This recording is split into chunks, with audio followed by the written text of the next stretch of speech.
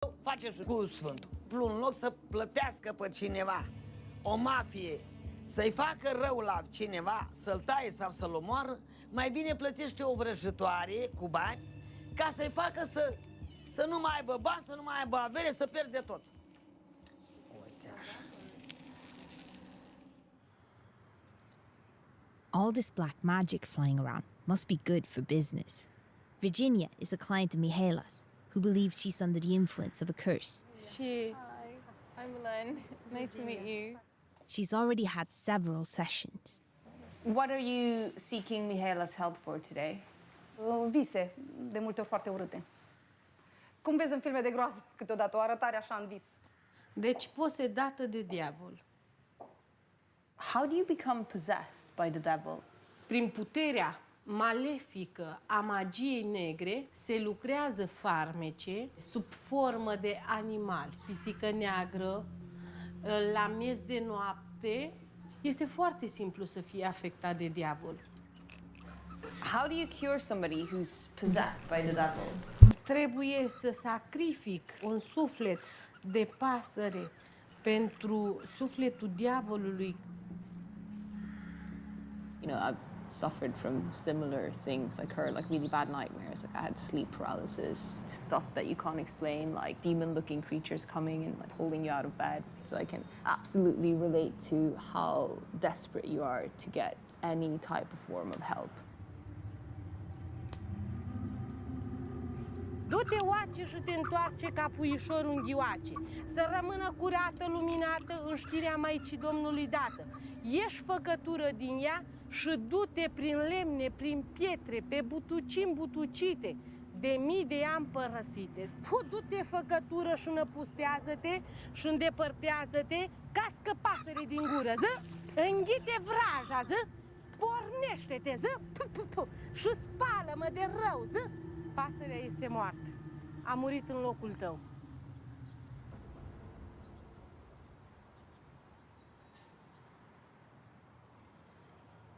Mihaela wants to rest for a bit. She told us to go away. I don't even know what to make of all of this. Got a bit freaked out when she started sort of shooing at the spirit towards me and the crew. My nightmares went away after a year of therapy, so I want to know if Virginia has considered that option. Am fost la doctor înainte, chiar și psiholog, dar n-a avut niciun efect în problema mea. La ritual de câțiva ani mi-a ajuns. Am fost foarte afectată. Foarte multe descântece. Is it the same type of price? Puțin mai mult, da. Adică la vrăjitoare față de doctor. Pentru caz de moarte pe bază de farmece. Do you feel like it's helping? Da, absolut. How do you think Virginia is doing now? Acum este perfectă, va mai urma niște ședințe pentru afumături. It's interesting to see just how much people believe in it. And when you're there and you see it, you know, it is a really strange experience. And who knows, you know, what's real, what's not real. It's definitely something that Mihaela's client Virginia thinks is real. I'm curious to find out what people pay her for her services.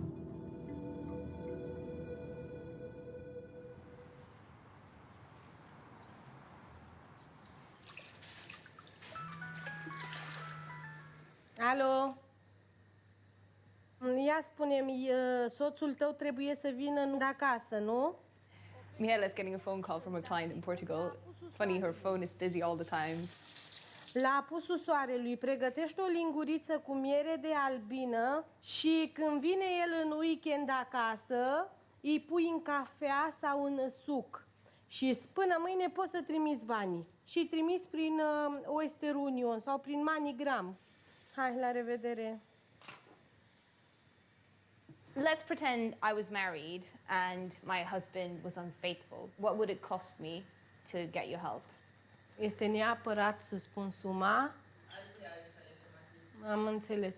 Nu pot să spun cu exactitate, dar poate să coste în jur de 500 de euro, 900 de euro.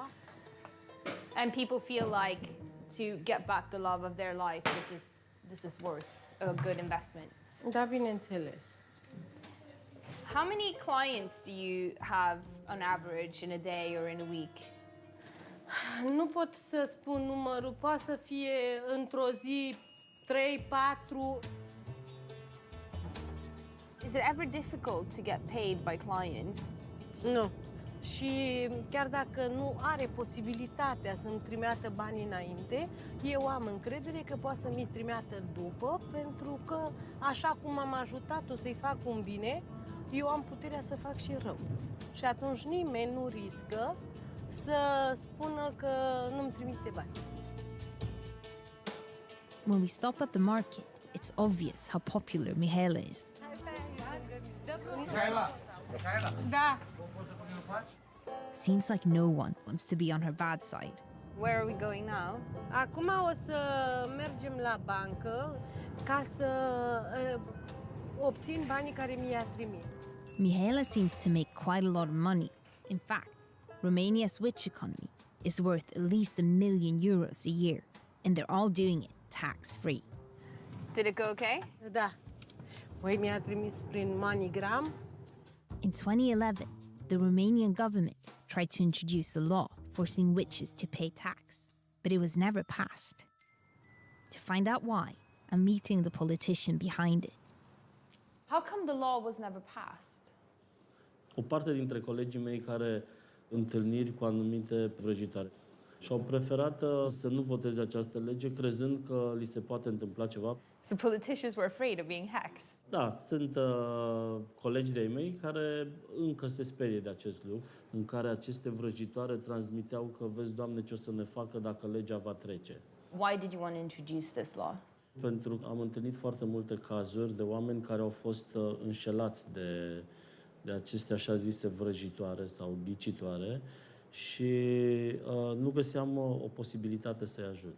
Who were the witches that threatened your colleagues in parliament? Dar erau câteva foarte vocale și foarte cunoscute. Știu că era una sultana, nu știu dacă Brățara. Era un politician, Popovici se numea, și le-am spus, stai cu minte că te bag pe cărucior. Nu te mai lega de vrăjitoari. Te fac de polarizezi. Do you think that's fair, cursing politicians? A fost corect, nu mi-e frică de ei. Lor le-e frică de mine. And why do you not want to pay tax? Dacă ne face și nouă pensie, sunt de acord. Dar dacă nu faci pensie, ce nu? Cumva am învățat de la stat? Ați avut vreo școală? Ați avut vreo facultate ca să vă înțăm noi în ghicitorii? Asta au fost moștenită de la Dumnezeu. Și nu are niciun rost ca să vă plătesc vouă taxe. It's my last night with the witches, and the year's most important celebration, summer solstice, is about to begin. All the daughters and nieces, the whole witch clan, are gathered for a ceremony of love and destiny. Așa să strălucească, așa să înluminească fetele care au fost făcături cu urât pe ele. At midnight, apparently that will open the sky and they'll be able to read the future of mankind in the stars. Cum arde focul, așa să ardă rău. Cum arde focul, așa să ardă rău. Să se ducă prin lemne, prin pietre și un se pe șlap. Cu toată inima și cu toată credința. Brățara, what did you see in the stars? S-a arătat undeva un mucegai. În cealaltă parte a arătat roșu. Asta înseamnă o vărsare de sânge mare. La prea bunătăți, prea bune, nu ne putem să ne așteptăm. While Brățara predicts the obvious, world conflicts, Mihaela is more specific. România, niște evenimente foarte, foarte dezastroase. La toamnă vor fi schimbări majore în politică, vor fi chiar și inundații și foarte mare secetă în România. It turns out that in the following months, Romania did have floods and drought, and 2 major politicians resigned. But of course, this could just have been coincidence. What I've realized is that the witch's power lays in people's fear of the supernatural. But above all, the need to believe that you can meddle with destiny. One thing is for sure. Witches do exist, just like in the fairy tales. And whether you believe in magic or witchcraft or not is up to you. But whatever you believe will have power over you. Oh my God, but it's actually a black cat. I don't know what to think.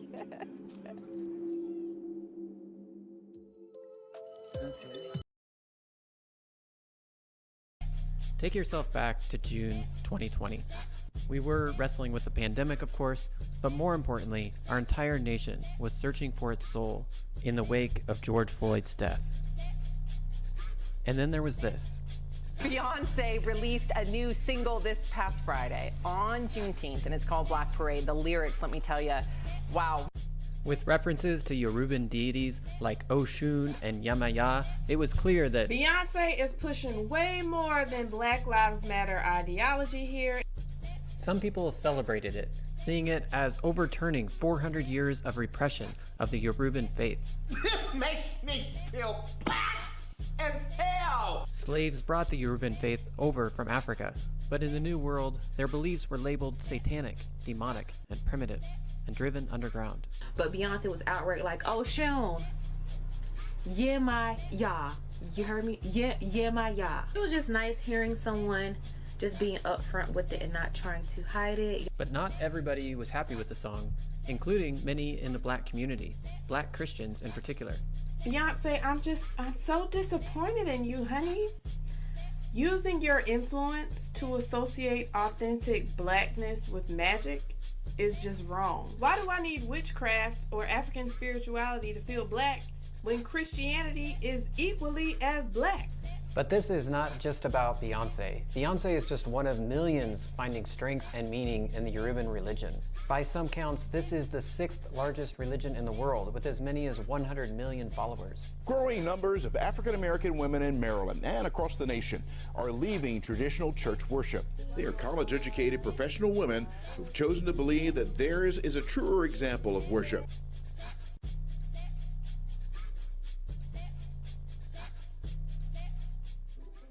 I think you probably know this by now, but for me, all religions are inherently interesting. I love looking at the ideas that animate people and bring meaning to their lives.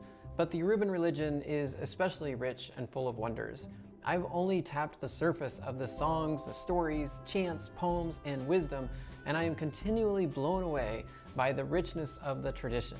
In all of the religions I study, I always have this little voice in the back of my head saying, you know, they might be right. And when I study the Yoruba, I sometimes hear that voice just getting louder and louder. It's just that compelling and interesting. So what is it?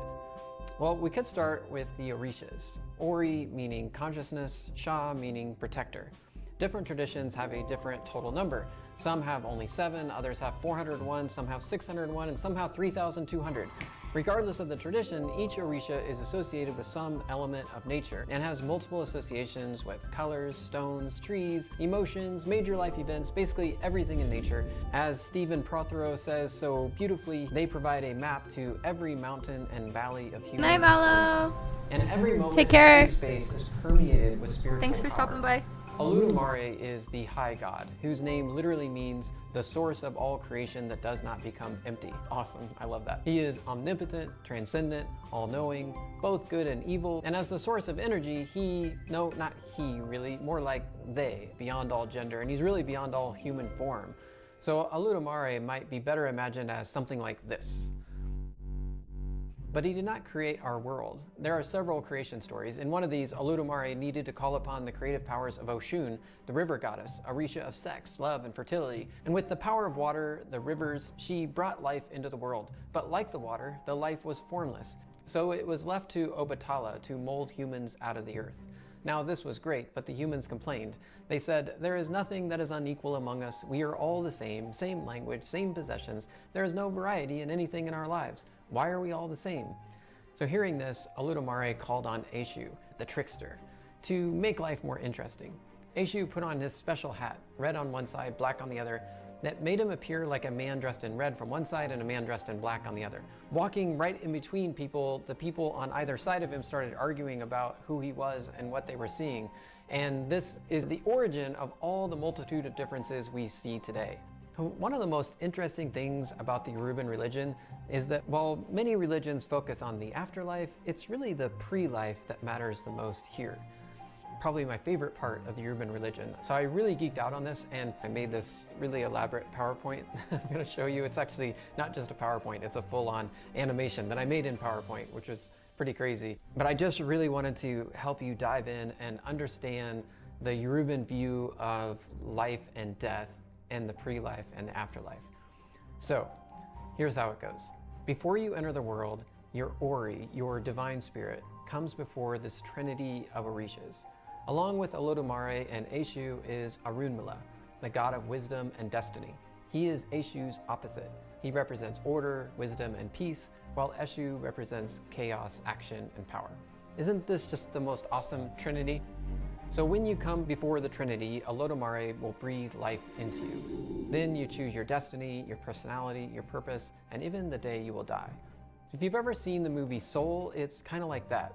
There's a pre-life of souls figuring out who they will be and looking for their spark. And though the creators of the movie have never said so, I think it's likely that they are borrowing quite a bit from the Yoruban tradition here. So once you get your spark, your purpose, you start your life. Your Ori carries your destiny and your true life's purpose from the moment you are born. But we lose touch with our Ori and lose our spark. We get distracted by the demands of our day-to-day lives and lose our true purpose. The world around us is awash with spiritual power, and not all of it is good. Ajogun, these malevolent spirits, threaten us at every moment. The Orishas are all around us, in the water, the rocks, and in the heavens. They can help protect us, and more importantly, help us recover our destiny and true life's purpose. But somehow, we have to connect to them. So to connect to the Orishas, you can go to the Babalawo, a Yoruban priest or diviner who is a master of the Ifa tradition. The Babalawo begins by addressing your Ori directly and says, "You know the mystery." He then turns to his divining tray, which embodies the wisdom of Arunmila and the Orishas, and says, "You know the mystery." And then he says with awesome humility, "I know nothing." Because he's really just a medium. So using pine nuts or another divining device, one of 256 signatures is revealed. He then recounts the Odu that's associated with that signature. The Odu are these chants, songs, poems, and stories. The full collection of Odu is 4 times the size of the Bible, so this is a massive corpus. The Babalawo will recount at least 4 Odu, but it's ultimately up to you to decide which story or chant matters and why. They have this wonderful saying that the Ori is the greatest Orisha. Through divination, worship, and meditative veneration, you can reconnect with your Ori, find your spark, recover your destiny, and start living true to your life's true purpose. The powers of the universe will start to align in your... What the fuck? When you die, you do it all over again. What the fuck? Like Buddhism, they affirm the idea of reincarnation. Just died, and there are a bro. lot of interesting parallels here with Buddhism. Not only do they both believe in reincarnation, but in Buddhism, we are constantly reincarnated onto the wheel of life that is full of suffering.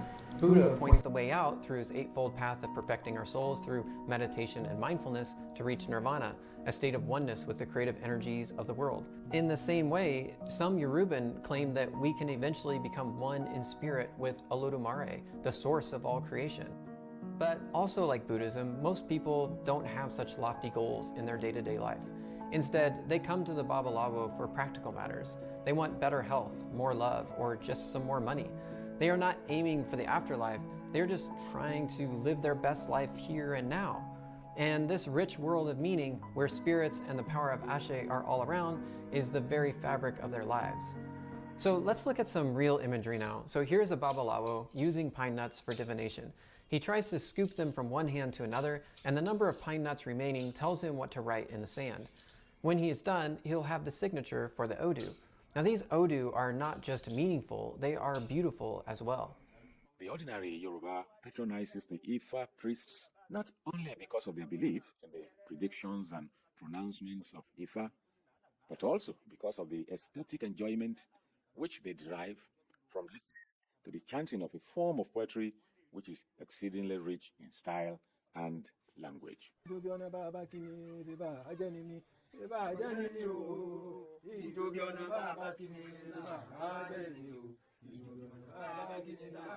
He will then recommend that a gift be given to your Orisha. So if you're trying to connect with Obatala, whose color is white, he might recommend a white chicken. But to deliver the gift, you need the help of Eshu. So you'll also need to throw in a bit of tobacco for him as well. A portion is offered to Eshu, the male counterpart of Oshun, and placed in a secret place beneath the stairs of this Odendan home. This is sometimes called sacrifice. 11 people were charged with cruelty to livestock animals after Bexar County deputies were called out to a ritual involving animal sacrifices. You know, the only one that can complain about cruelty to animals is a vegan because, you know, we're killing animals. The group sacrificed a goat, 3 roosters, a pigeon, and some chickens, and had other animals ready. After ceremonies like this, Talamantes has said they'd cut the sacrificed animals up to cook up and eat in a ceremonial meal. They say some of that was already happening. The mistake in their eyes wasn't the sacrifices. It was leaving the garage door open for the neighborhood to see. I don't know, it just kind of has like this bad tinge to it, so just think of it as a gift to the Orisha. Today, many Yoruba are establishing houses of worship that look a lot like a Christian church. They listen to sermons, they pray, and they sing songs that celebrate their culture and identity.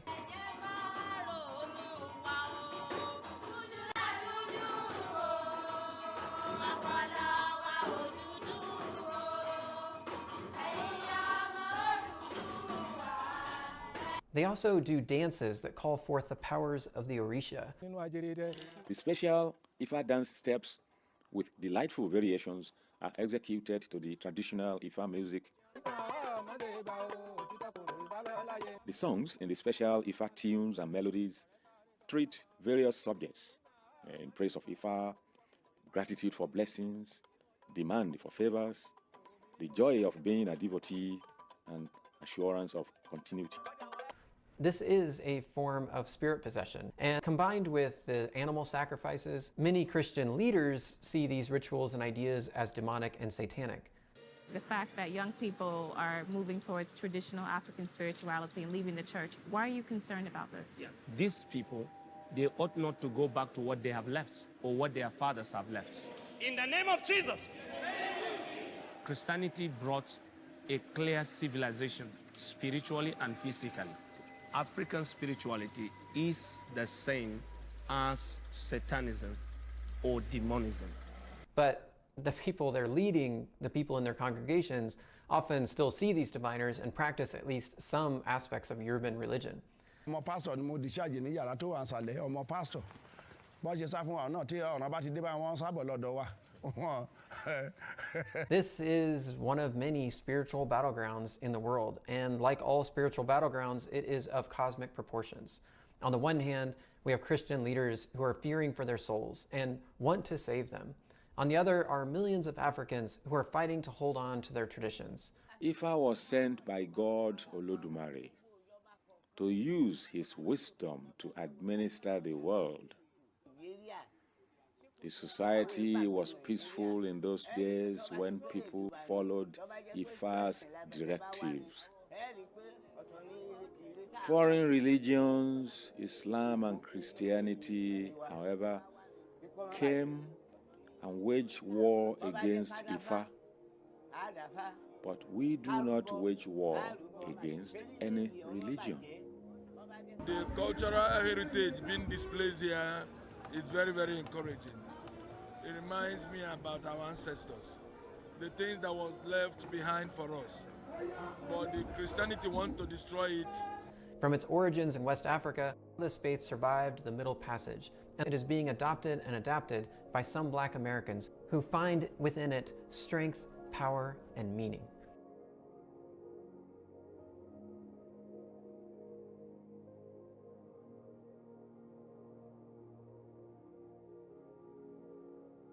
To learn about our history and learn about traditions that put us on a pedestal, and I see people so quick to demonize it It worries me for the future of, our people as a whole in the world. I do call myself Oshun the Great in honor of Oshun, and I dye my hair in honor of Oshun. You could tap into her energy because we could easily tap into different Orishas' energies. I'm going to be speaking about Oshun and how she could actually help balance our solar plexus. I hope you enjoy learning about the Yoruban tradition as much as I have. It's just one more window into another way of seeing and being in the world, and it is... Why the fuck does he do that, bro? Such a jump scare. God damn. Let's review the paragraph where the concept of Taiji is discussed. Therefore, the hexagrams start from Taiji. From Taiji comes the two forms, that is, the straight line and the broken line. From the two forms come the four symbols. From the four symbols come the 8 trigrams. Using the trigrams, the sages decided whether an action will bring about fortune or misfortune. Knowing the fortune or misfortune of a plan lead to great accomplishment. From these passages, we can infer that E is the hexagram, modeling the observed changes in the human and nature world as well as the divination process. But unlike the ancient divination conducted with the oracle bones, the Book of Changes is not just a method for divination, it also provides observed and accumulated experiences when interpreting the hexagram to predict how things are going to turn out. So, if E is the model for changes, then Taiji can be understood as the initial mental or spiritual state before a hexagram was obtained. If we interpret this paragraph as a description of a divination process, it can be illustrated by this diagram. Taiji is the initial ambiguous state before a divination is performed. By performing the divination technique, one gets some result, and by consulting the commentaries from the Book of Changes, one can predict the possible outcomes of an action. So basically, a divination process is like this. If one throws a coin, one gets 2 possible outcomes. That is, the yang form or the straight line, and the yin form or the broken line. If one throws a coin twice, there are 4 different combinations of the straight line and the broken line, representing 4 possible outcomes. If one throws the coin 3 times to obtain a trigram, one gets 8 trigrams, representing 8 outcomes. These actions create the initial 8 trigrams divided by Fuxi. If one throws a coin 6 times, one gets 64 possible outcomes. These are the hexagrams expanded by Qingwen. So, Taiji can be understood as an epistemological concept representing the ambiguous or confused mental or spiritual state before a divination is performed. It was not until the Han Dynasty the concept of Taiji started to acquire some ontological connotation to mean the ultimate harmonious state of yin and yang. The concept often appeared in the discussion about maintaining health by the Western Han philosopher Dong Zhongshu. Here is a quote from Dong Zhongshu. The ways of yin and yang are different. They all start from the center, reach their peaks, then stop at the center again. This center is the Taiji of heaven and earth. The next significant contribution to the concept of Taiji was made by a Tang Dynasty scholar official named Kong Yingda. He compiled a commentary to the Book of Change in the title of 周易正义, the correct interpretation of the Book of Changes. Here is a quote from his commentary. Taiji is the undifferentiated primal qi before the heaven and earth were formed, when the primal qi was still intact as the One. It is also called the Great Beginning or the Great One. Hence, Dao De Jing states, Dao gave rise to One. This is Taiji. The Book of Changes also states that once the undifferentiated One splits, there are the heaven and earth. Hence, it is called Taiji gave rise to the two forms. This is what the Dao De Jing called one gives rise to two. The most important work in defining Taiji was done by the Northern Song Dynasty philosopher Zhou Dunyi in his short essay, 太极图说, or the illustration of the Taiji diagram. Here is a quote from his essay. From Wuji comes Taiji. Taiji moves and the yang arises. Yang reaches its peak, then comes down. The calmness gave rise to yin. Yin reaches its bottom and triggers movement again. Now it moves, now it comes down. The movement and the calmness are the roots of each other. Yin and yang differentiate from each other and the two forms are established. Yang brings changes and yin brings closer. The movement of yin and yang gave rise to the five phases of water, fire, wood, metal, and earth. The qi of five phases take their turns to spread, leading to the transitions of the 4 seasons. The 5 phases unify yin and yang. Yin and yang unify Taiji.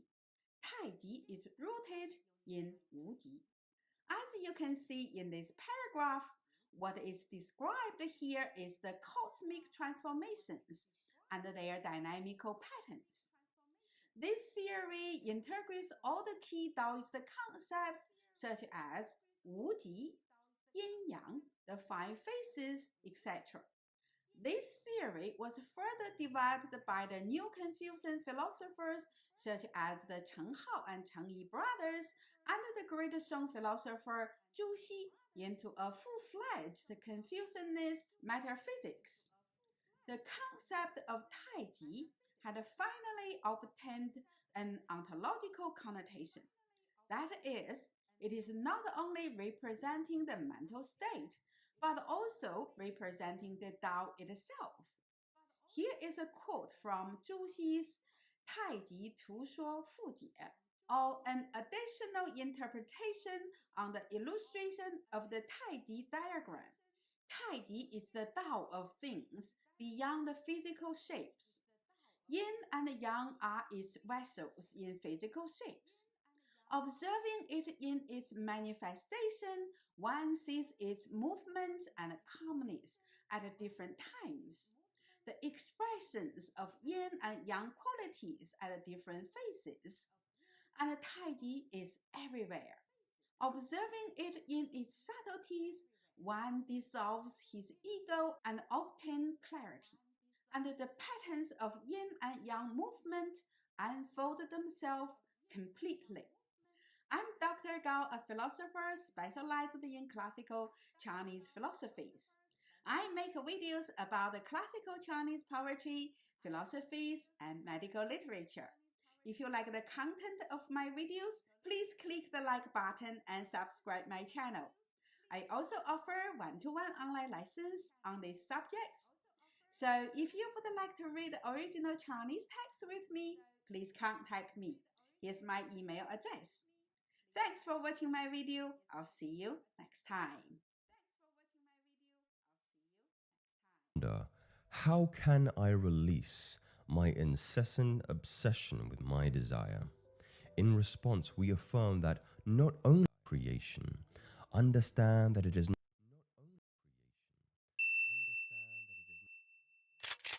You are now listening to Chakras and Shotguns.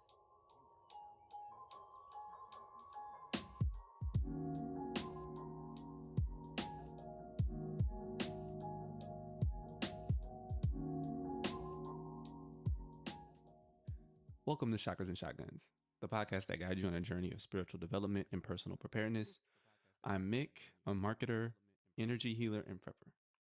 And I'm Jen, a former lawyer, yoga instructor, and lover of the metaphysical. Tarot cards, crystal balls, the Bible, cowrie shells, bones. All of these items can be used to receive messages from the divine. In today's episode, we explore the practice of divination. How does it work? Is it demonic? Can you use it for your own enlightenment? But before we get into that, this feels like another great time to remind y'all that my beautiful, wonderful wife, Jen, is a dope tarot card reader. You can book a session with her on chakrasandshotguns.com. We have a 15% off discount that is running right now until the end of September. So use the code CHAKRA15 to get that discount. All right, let's start as we always do with a little bit of breathwork meditation to get us into a mindful place. All right. If you can, find a comfortable seat. You're always welcome to lie down. And just take a moment to get present with your body, with your breath, with this moment in time. Maybe put one hand on your belly, one hand on your heart, or even rest your palms face down somewhere on your body. Allowing yourself to ground, to get still, and clear out all of the noise.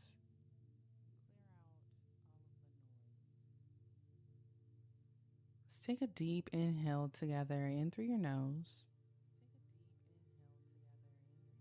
Feel your belly expand. Sigh that breath out through the mouth, completely emptying out your lungs and anything else you may be holding. Do that together in through your nose.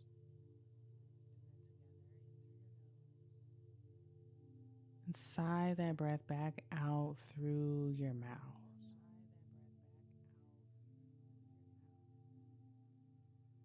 One more together. Inhale through your nose. And this time, seal your lips and gently exhale that breath back out through your nose. Now that you're a little more grounded, allow yourself to breathe normally. Try to match your inhales to your exhales.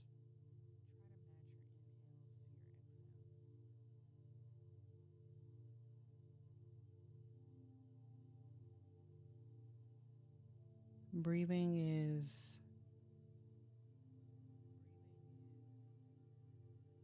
natural, it's innate, it's what we do. Being conscious of your breath is grounding, it can be energizing. So the breath is very powerful.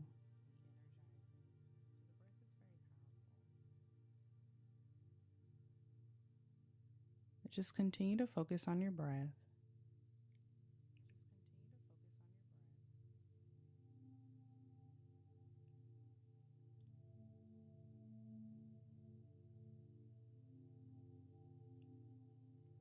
I'd like to do in this time together a little gratitude exercise. We talk a lot about our intuition, but that innate part of us, just like our breath, carries us and protects us through so many moments. One of the most powerful gifts that our intuition gives us is discernment.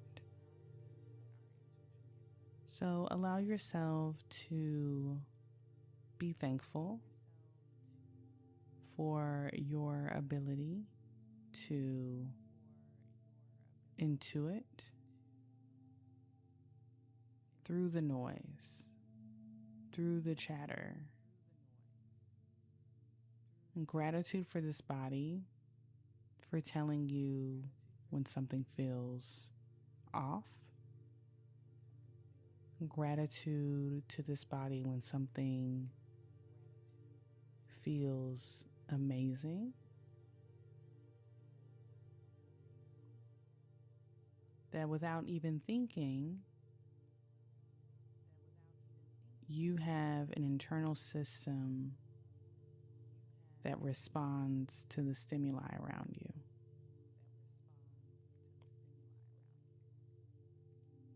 If you've ever felt doubtful about your ability to pick up on the energies around you or be thoughtful about the next move to make, or picking the wrong partners or friends or relationships, I would ask that you reframe it and give yourself a little love and gratitude for the discernment that you have, that you trust your intuition, and you trust your ability to discern your experience.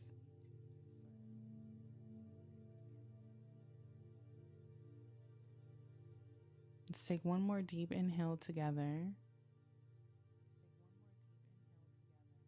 And when you exhale, maybe open the mouth, stick out your tongue, lion's breath, let something go. All right, let's get into the rest of the show. Great job, Jen, as always. Thank you. I think it'll work nicely with our main topic today of intuition and using your intuition to discern meaning. Yes, indeed. Let's get into it. So, divination. What exactly is it? What's the definition? Yes. So according to Merriam-Webster, I always feel like I have to do like my fake glasses push. The definition of divination is the art or practice that seeks to foresee or foretell future events or discover hidden knowledge, usually by the interpretation of omens or by the aid of supernatural powers. It's giving corporate, that definition. But it gets to the point, right? Okay. So I think if we look at like the course of human history, right, there are tons of ways that divination comes up as something that we were using as a species. There were oracles in ancient Egypt, for example, one of the most famous being the Oracle of Amun in the Siwa Oasis. There were also many oracles in kind of the Greek Roman time frame, and the most famous being the one at Delphi. So you read about that a lot in the mythology. Mm-hmm. The heroes go to the oracle and are told things. I read a lot of high fantasy. Not all of it's smutty, but yes, they talk about Delphi in there. We even see divination in the Bible, but like a lot of y'all's relationships is complicated. So in Deuteronomy, chapter 18, verse 10 says, "No one shall be found among you who makes a son or daughter pass through fire, or who practices divination, or is a soothsayer, or an augur, or a sorcerer." Verse Crab, 11 how's it going? says, "Or one who casts spells, or who consults ghosts or spirits, or who seeks oracles from the dead." So if you're Christian, that sounds like divination is a no-go. Do not pass go. Do not collect $200. Straight to jail. Hang it up. Episode's over. If you like what you listen to, please subscribe. 5 stars wherever you listen. Namaste. And so this would suggest that Christians shouldn't practice divination. However, what we see in Exodus chapter 28, that there is the use of divination of Urim and Thummim. I got some names up in here, boy. Biblical scholars don't know exactly how this divination practice was performed, but there are references to yes-no questions being answered by utilizing it. Yeah, so what I've seen is that it's kind of like similar to other forms of divination where you kind of throw objects and then read them, right? Mm. But I think this kind of contradiction that we see with Deuteronomy versus Exodus, it really highlights something that I've been learning more as I've continued to kind of dig into the Bible, whether that's Bible studies or just like watching content on social media related to the Bible and its contents. And we've mentioned this guy a few times. His name is Dr. Dan McClellan. He is a Bible scholar and a podcaster. On social media, he talks a lot about how the Bible is filled with contradictions. We have been raised to believe that like the Bible is kind of like this stream of God's word that is infallible and it's complete. And in reality, it's really just like a collection of texts from various authors that have been compiled and edited really based on the opinions of whatever the religious leadership was at the time. So what we find are contradictions like this, which allow people to kind of cherry pick scriptures to fit their own agenda or narrative. And so, if your worldview is that divination is wrong and demonic, then, you can cite Deuteronomy. But if you feel like divination is a way to connect with God, then you can cite Exodus. I'm certainly not here to tell you what to believe, so I kind of leave it to you to decide. Mm. Yeah, and you kind of talked about like the spectrum, or like how people will be like, the Bible is God's word, that's it, it's perfect. But and like that is actually like an academic approach, or like there's like the infallibility, or is there some kind of theory around it where it's like, no, we take this text and it's perfect cover to cover, no notes. But then there are typos in the Bible. Of course, there's contradictions. There are things that it's like, I don't know if we have the proper context to understand this. Like, it's been translated from language to language. So it's a game of telephone in some ways, where like the original meaning of words are not actually captured in the English that we read. So, yeah. Yeah. Like, was Methuselah really that old? Bruh, I don't know. And I felt like, no shade, but I feel like our Sunday school teachers, more likely than not, around the country, around the world, were not all biblical scholars. So I was like, he was really that old? And they were like, yes. Well, there is an argument to be made that age is a social construct that actually works against our cells and our immune system, and that like the concept that we were born into of like dying around 70, 80 is actually not how the human body was supposed to age. So again, I'm not telling you what to believe and what not to believe. I can make an argument for Methuselah actually being that old. Okay, I know we're taking a left and we're going on a side street, but I want you to remember that, because when I tell you that I'm 25 and you laugh in my face, like, I am reprogramming my cells. Okay, but you can also just say I have no age. Prince never celebrated a birthday because he felt like by celebrating a birthday, it was signaling that he was getting a year older. So even the concept of a birthday was not something that Prince subscribed to. So what I'm saying is you can subscribe to being 25, or you can subscribe to not having an age at all. You trying to get out of giving me a birthday gift? I mean, that would save some money. Anyways, back on topic. I do think it's really interesting, though, that, and I think this is why you have to read the Bible for yourself, but it's such a dense text that I don't think is easily accessible. And what ends up happening is someone cherry picks and points to something, and you're like, oh, the end. Hang it up. And when I started finding out that there were contradictions or typos, or maybe this was a little bit more allegorical, like a fable, more than like historical, I had to take a step back. I had to just be like, okay, wait a minute. You talked about your metaphysical Bible study a lot on here, and it really changes how you approach the Bible. And then when you extrapolate that, approach the people who have been teaching you about the Bible to govern your behavior. So it can be heavy. It can be a lot. So one more thing to point out in the Bible, there are tons of references to prophets and seers. We see many mentions of oniromancy. Not sure if I said that right, but it's basically dream divination. And we see lots of references to it in the Bible. Most notable being Joseph, right? He was interpreting lots of dreams. Even made it all the way up to the Pharaoh, right? This was an important element of God's communication with the people mentioned in the Bible.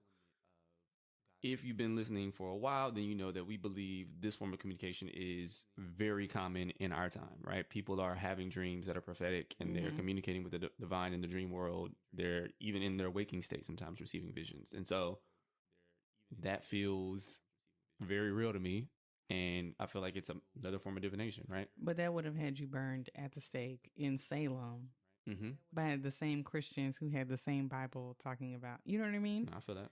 I also feel like, let me put on my feminist hat. I also feel like there's a little, like even today, especially in certain sects of Christianity, black, white, and different, there are people like born in 1992 or whatever, and they're like, this person is a prophet. And they're like, this is the prophet.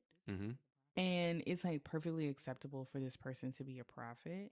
But if, like, my mom is weirded out when I tell her something that, like, if I mention somebody and she's like, why did you mention that person? I was like, I don't know. They popped in my head. And she was like, well, they just had surgery and they're not doing well. Why did you even think about this person that we haven't talked about in like 20 years? I don't like that. It's spooky. You know what I mean? Yeah. I had another conversation with a friend who was like, psychics, absolutely big no-no. And she's Muslim. And I was like, but prophets? She was like, prophets are everywhere. And I was like, so what's the difference?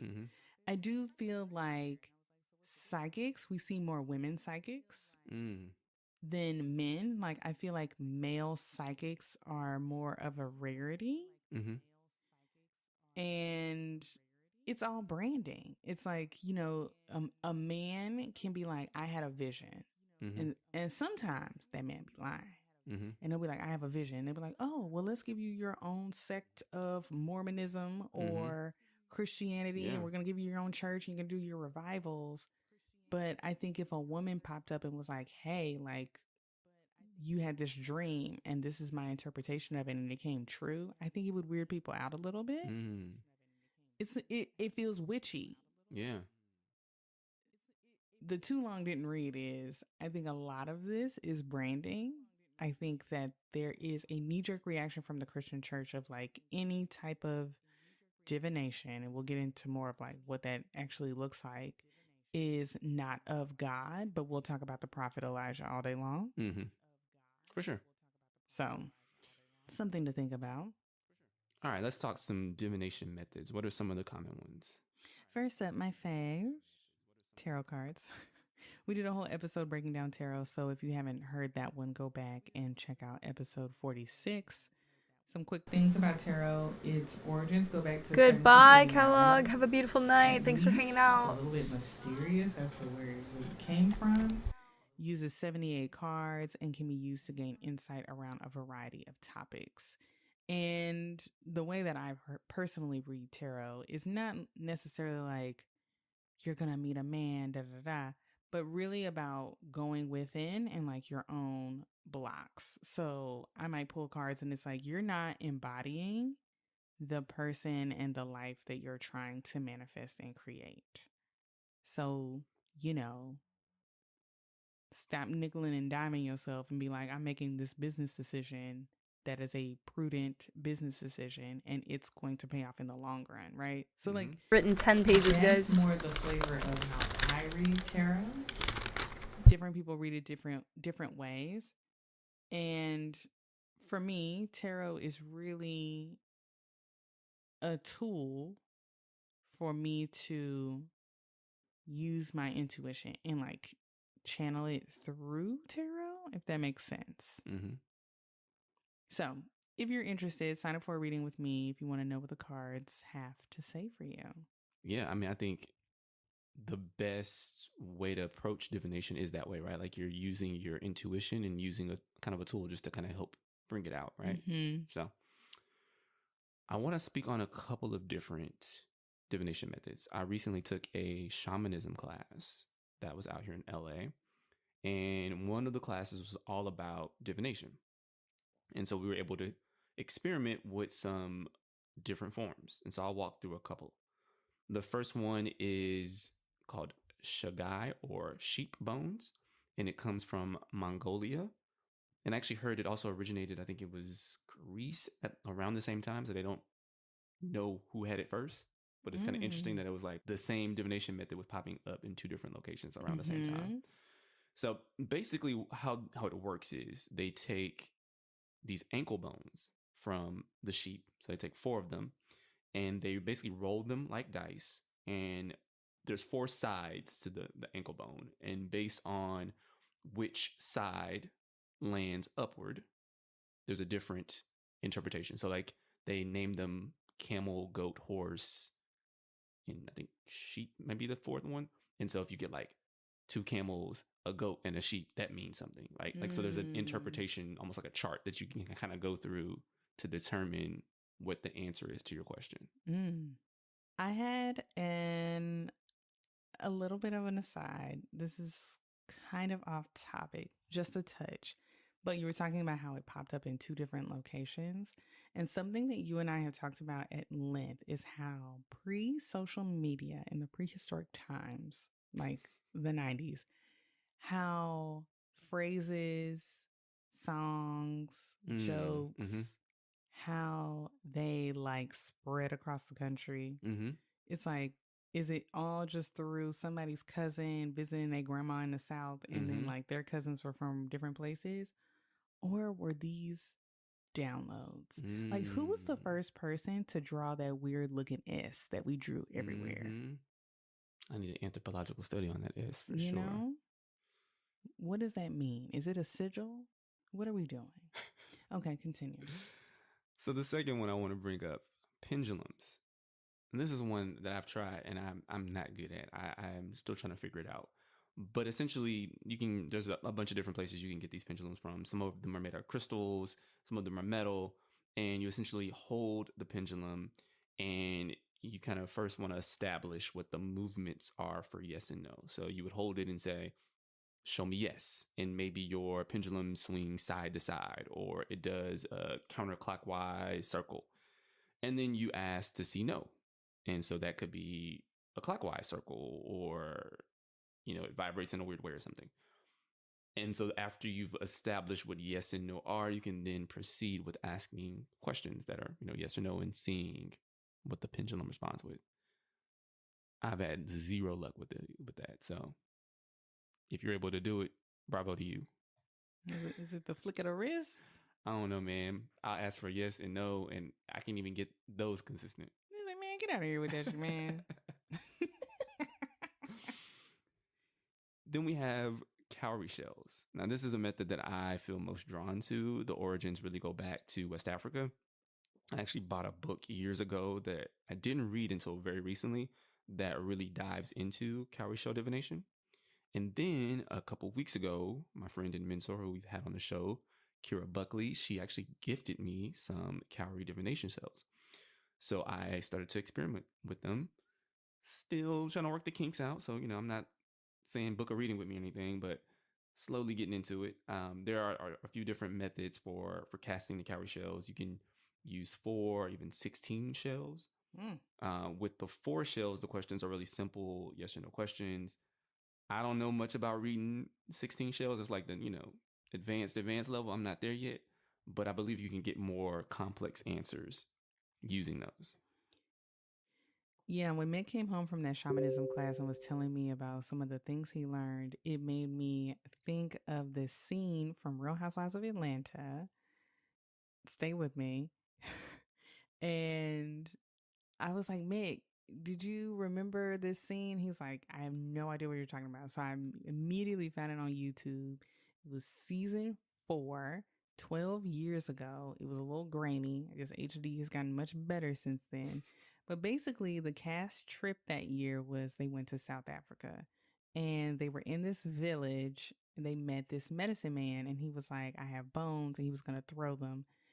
the housewives were a little indelicate about the whole bones thing, and it was giving, snooty American. But anyways, he had a collection of shells. There were some animal bones, I think, but it was cowrie shells, maybe stones, crystals. There were some dice in there.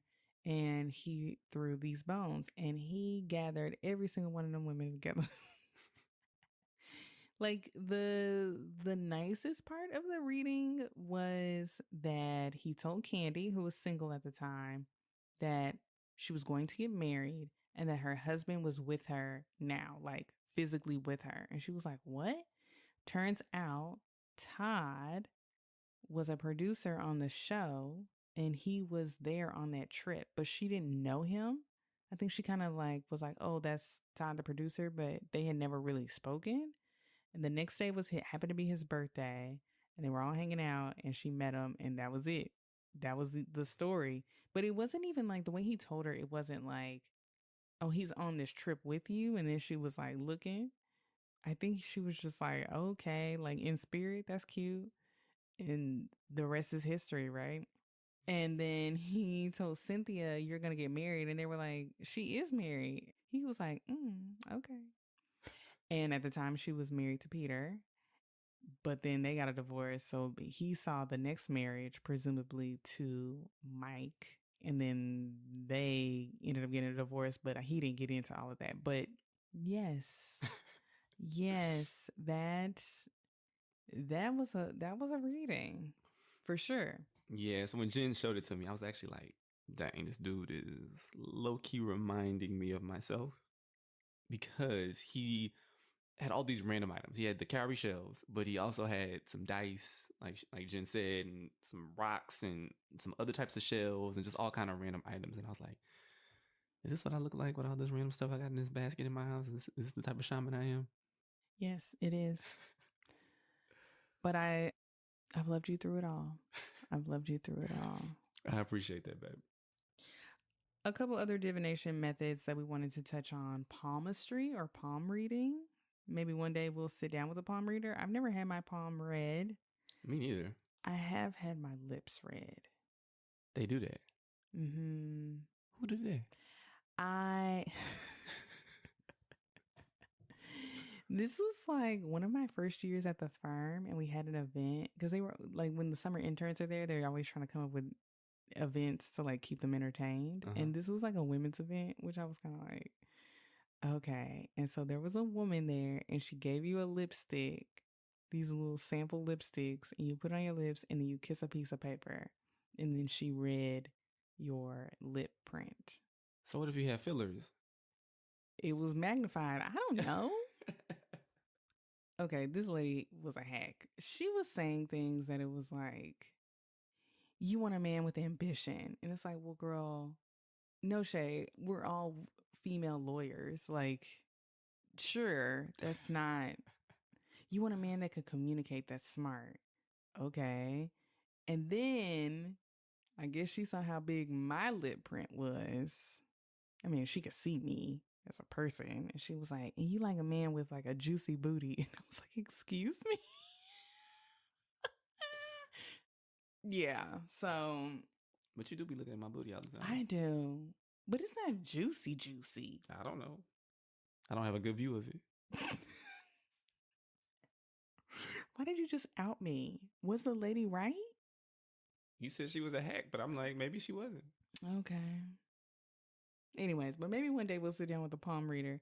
If anyone knows a great one, slide into our DMs, send them our way. But what we found in researching it is palmistry is also called chiromancy. You would think that that would be about the back. Chiropractic. Chiro. Yeah, mm-hmm. But no. And it's the practice of analyzing the lines, shapes, and features of someone's hands to provide insight about aspects of their life. There are lines called the heart line, head line, and lifeline that can be interpreted. They also look at the mounts, which are the raised areas at the base of your fingers. The last divination method we'll mention is the I Ching. The I Ching, or Book of Changes, is an ancient Chinese divination method that dates back over 3,000 years. Just think about the data points. It's a text that consists of 64 hexagrams, each composed of 6 lines, forming a total of 384 possible combinations. Practitioners consult the I Ching by using a divination method involving either coin tosses or yarrow stalks. I've also seen like thin sticks. Did you ever play pick 'em sticks when you was a kid?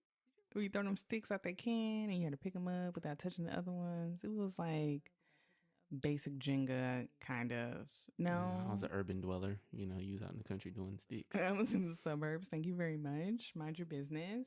Anyways, so they throw these sticks or these coins and they generate a hexagram by repeatedly tossing coins or manipulating yarrow stalks to create one of the 64 possible combinations, producing a unique set of broken and solid lines.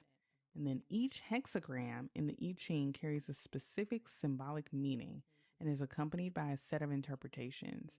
These interpretations offer insights into situations, relationships, decisions, and life events.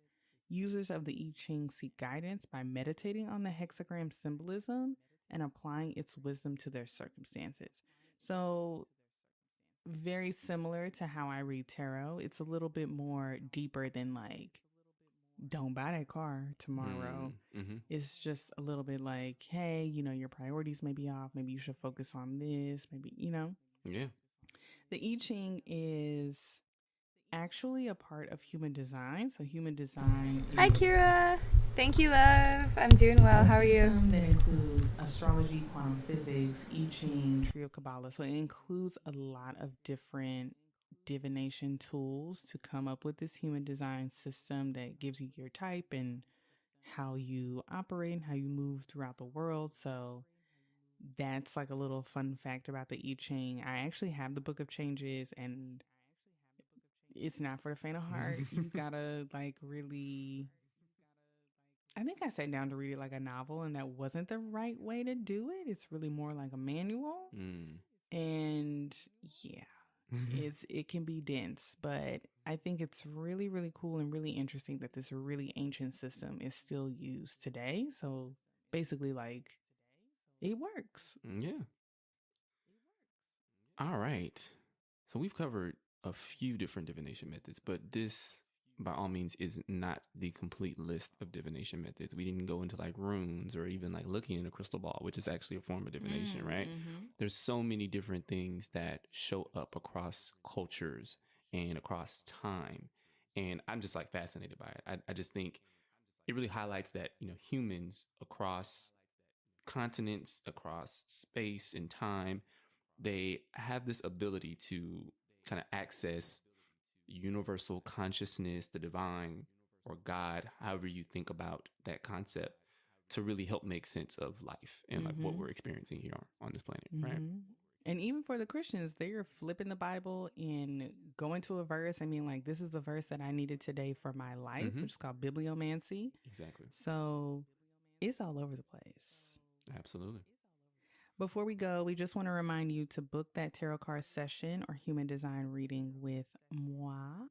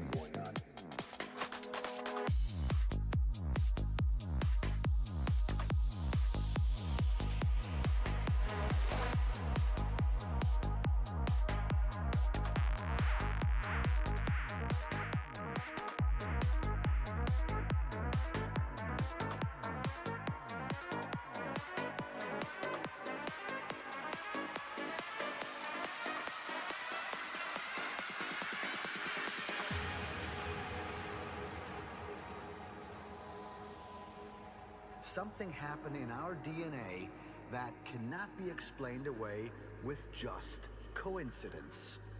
An intelligent technological species on a distant planet deliberately sent out building blocks of life to particular planets.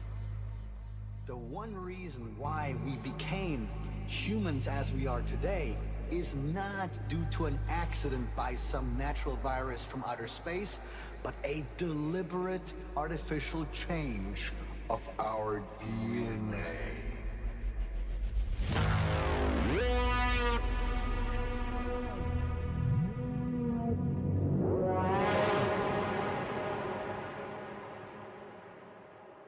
I don't need anything when I'm here, because it feels like home.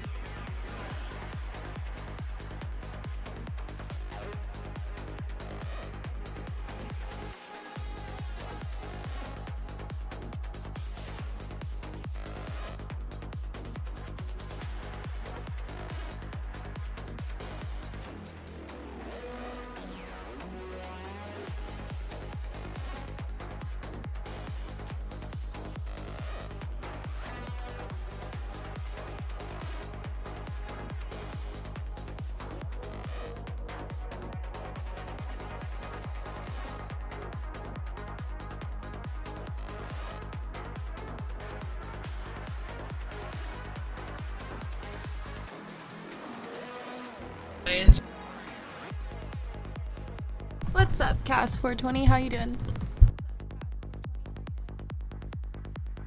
You're making me want some Schwedes. Morning, Rita. How you doing?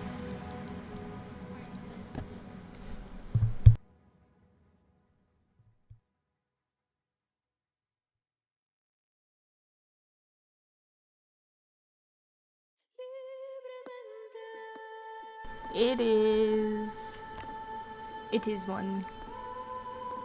I'm doing pretty good. Thank you for asking. I'm glad you're doing well.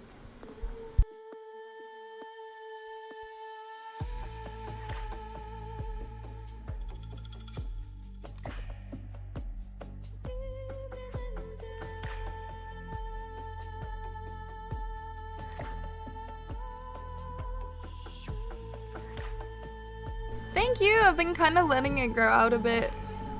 My roots are long.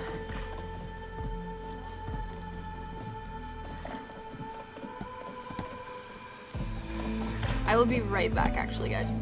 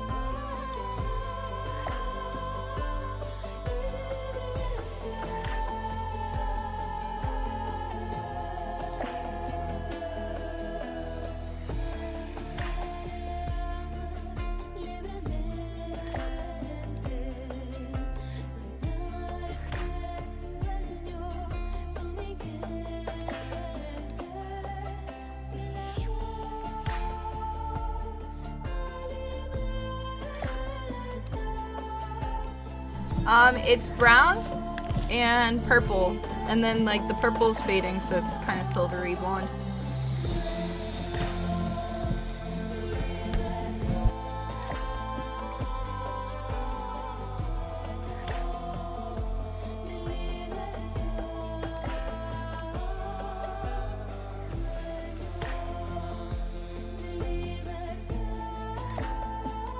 Hi, Caressa.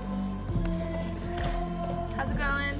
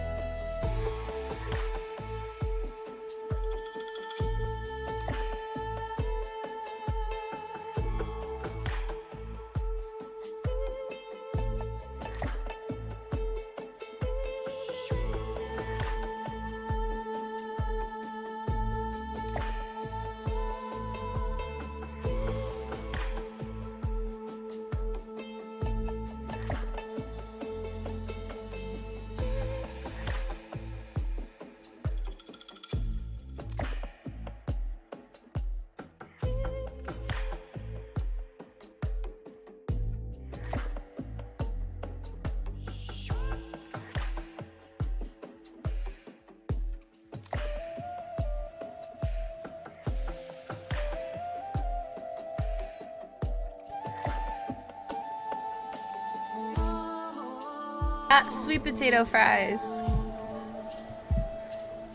They're delicious.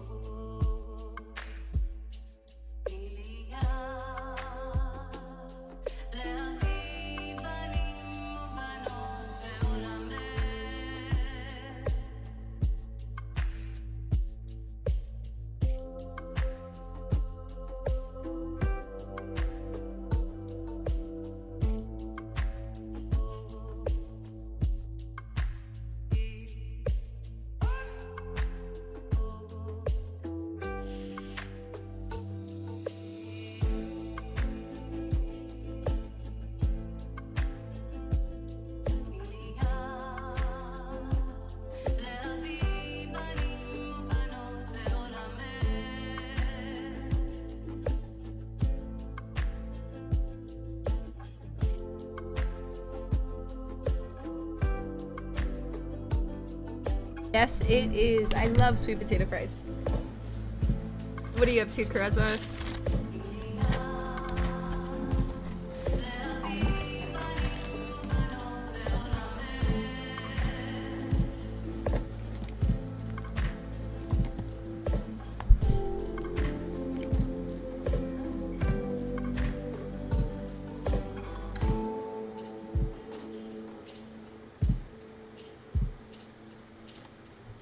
Thanks, the shit shows.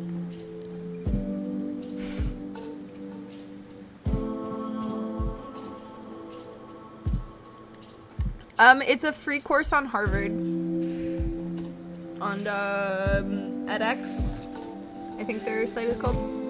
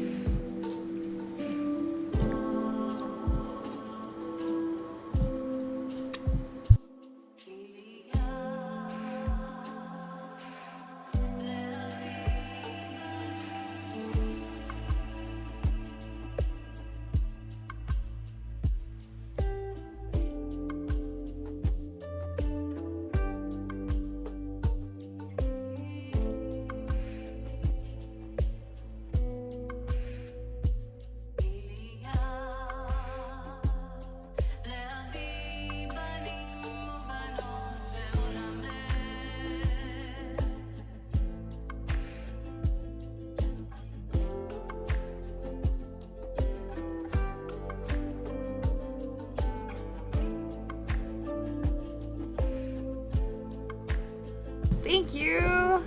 Yeah, I want to do a lot more streams like this school semester.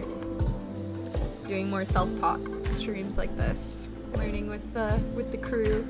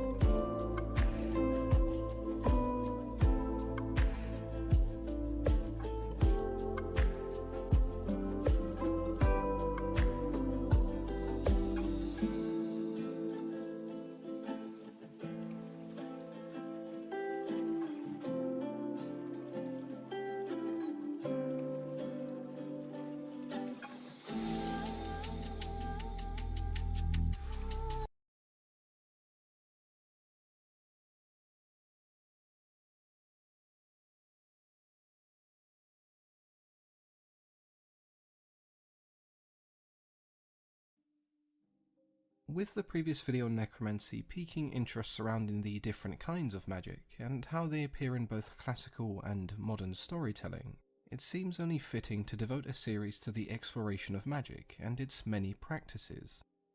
Today's episode will focus on the art of divination, the ability to gain insight into future events through various different means and practices. Those who did watch the previous video on necromancy might be thinking this sounds quite similar to necromancy, and that's because there is some crossover in terms of being able to obtain information about the future. Where necromancy only really achieves this through communion with the spirits of those already passed, divination is a far more extensive practice of magic.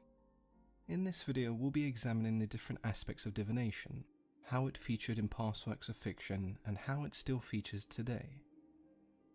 Before we delve any deeper, just like necromancy, we should first establish what divination is, and the reasons for it being practiced in the first place. When we say divination, we essentially mean the act of seeking knowledge about the future and the unknown through supernatural means. As for the reasons why divination is practiced, I think the majority are quite self-explanatory.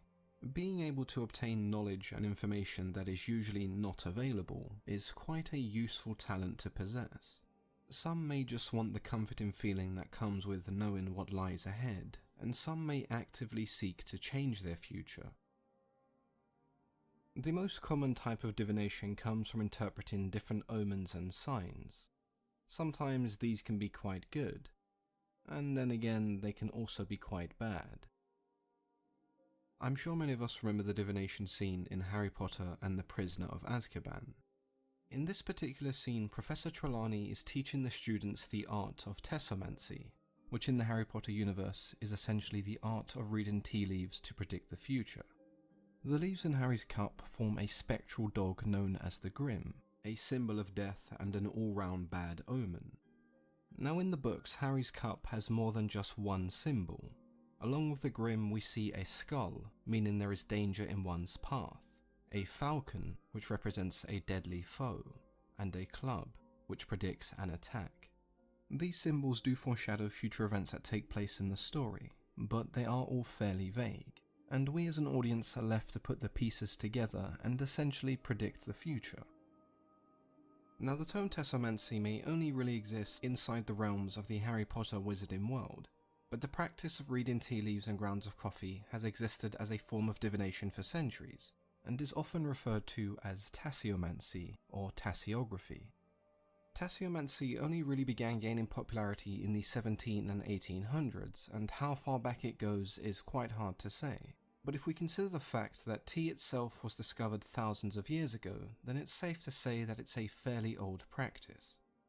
Most historians seem to agree that it's an art that originated from ancient China, as it isn't something we really saw in Western cultures until Dutch merchants had established a trade route with China around the 17th century. Before then, we did see similar practices in medieval Europe, but often it involved the melting of wax and lead, or any other molten substance that would form unpredictable patterns that could then be studied. The process of reading tea leaves simply involves pouring a cup of unstrained tea.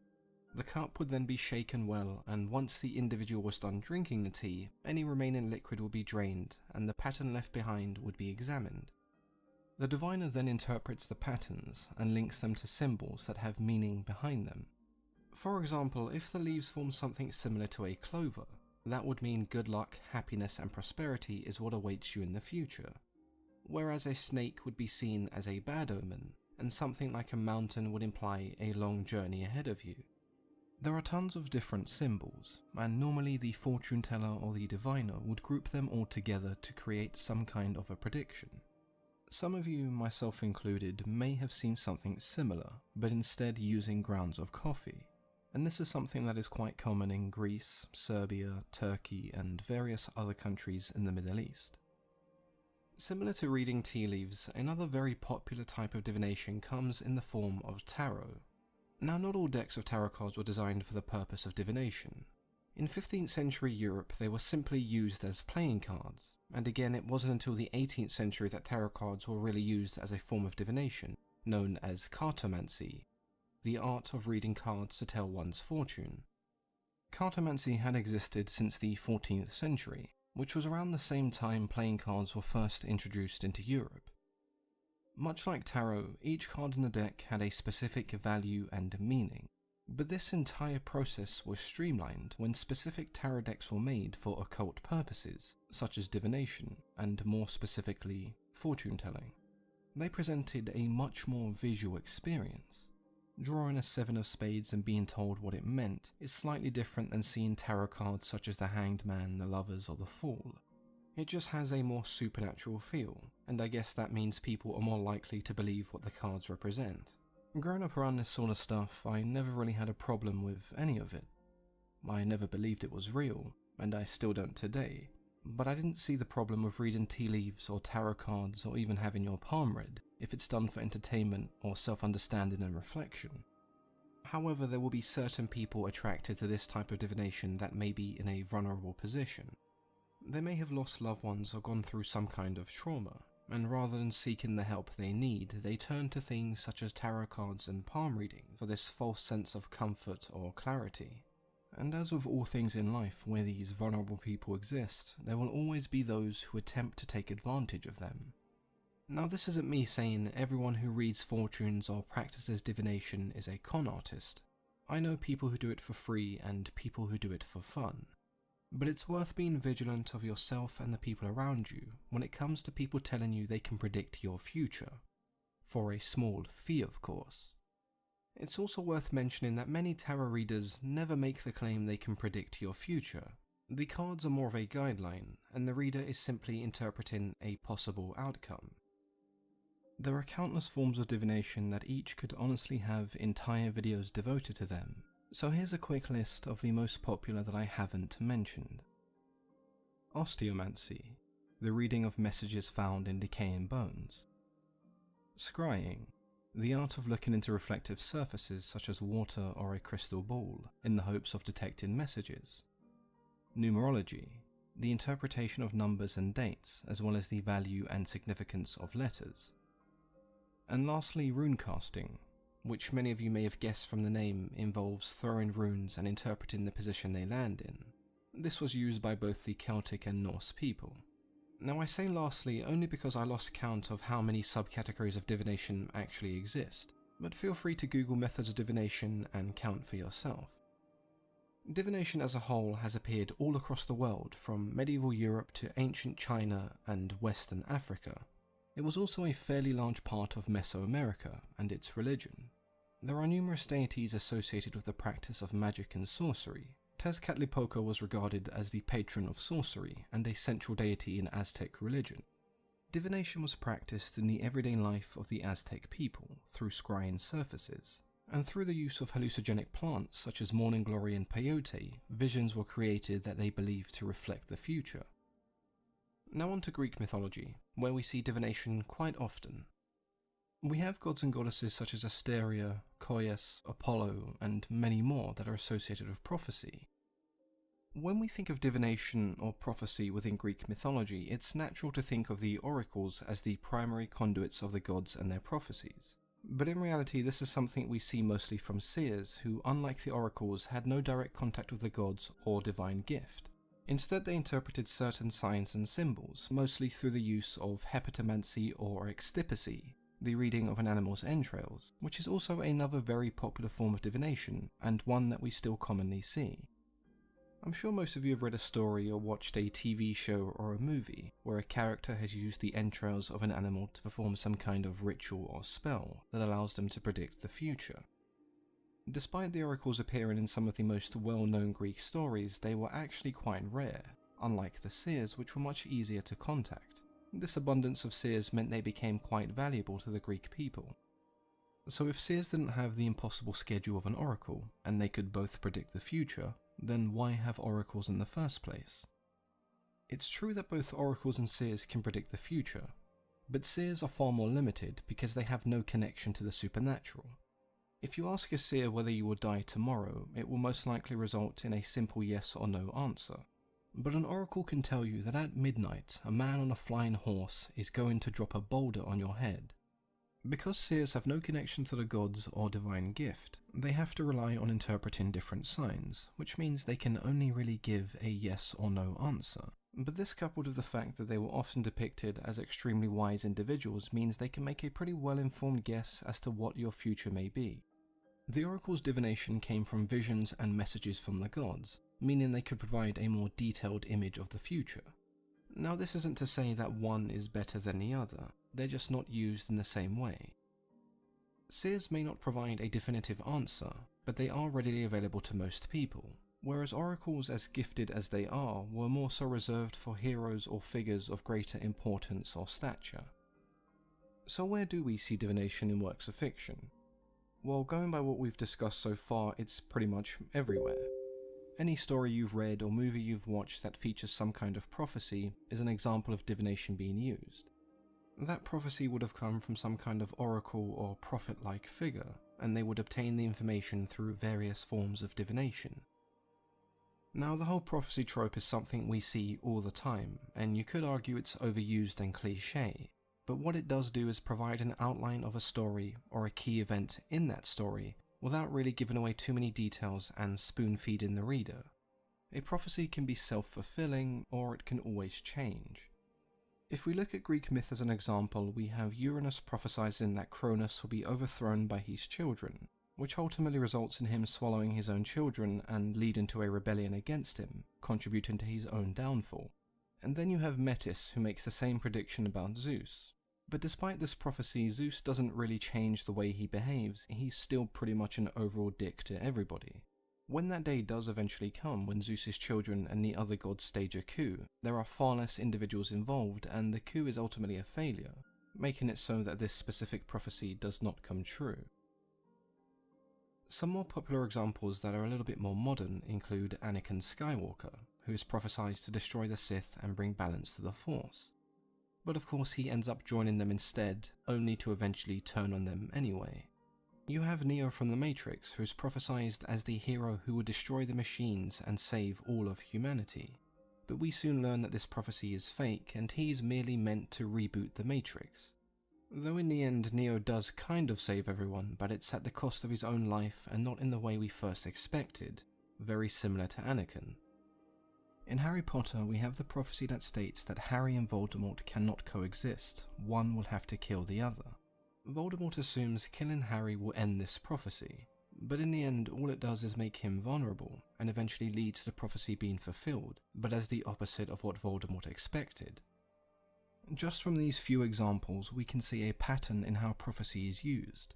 Most prophecies in fiction never mean what the characters first think they mean. They act as somewhat of a diversion, taking you down one path for you to later realize it's the wrong path. Classic misdirection. Now as for characters capable of divination in storytelling, that is something we see presented in a far different manner. A lot of this comes down to the fact that being able to see into the future is extremely powerful, and if it's not implemented correctly, it can ruin a story and an audience's connection to a character. If you have a character that can use divination whenever they please and see as far forward as they want, you then have this problem of them never really being in any real danger. Nothing that happens really matters, because everything can be overcome and avoided. The way most writers combat this is by limiting the use of divination and quite often magic in general. When you think of characters who have visions, they're quite often short and distorted. The character roughly knows where they are and what's happening, but the details are often left out, and that's why we commonly see this kind of divination occurring during dreams or nightmares. The character and audience have an idea of what's coming, but not enough to easily prevent what they've seen. Divination is a form of magic that has been practiced for thousands of years, if not more. It's appeared in some of our oldest recorded stories, and continues to be a staple of modern storytelling. Is divination a school of magic that you knew existed? And is it a school of magic that you believe in? Let me know in the comments below. As always, I've been your host, Mythology and Fiction Explained.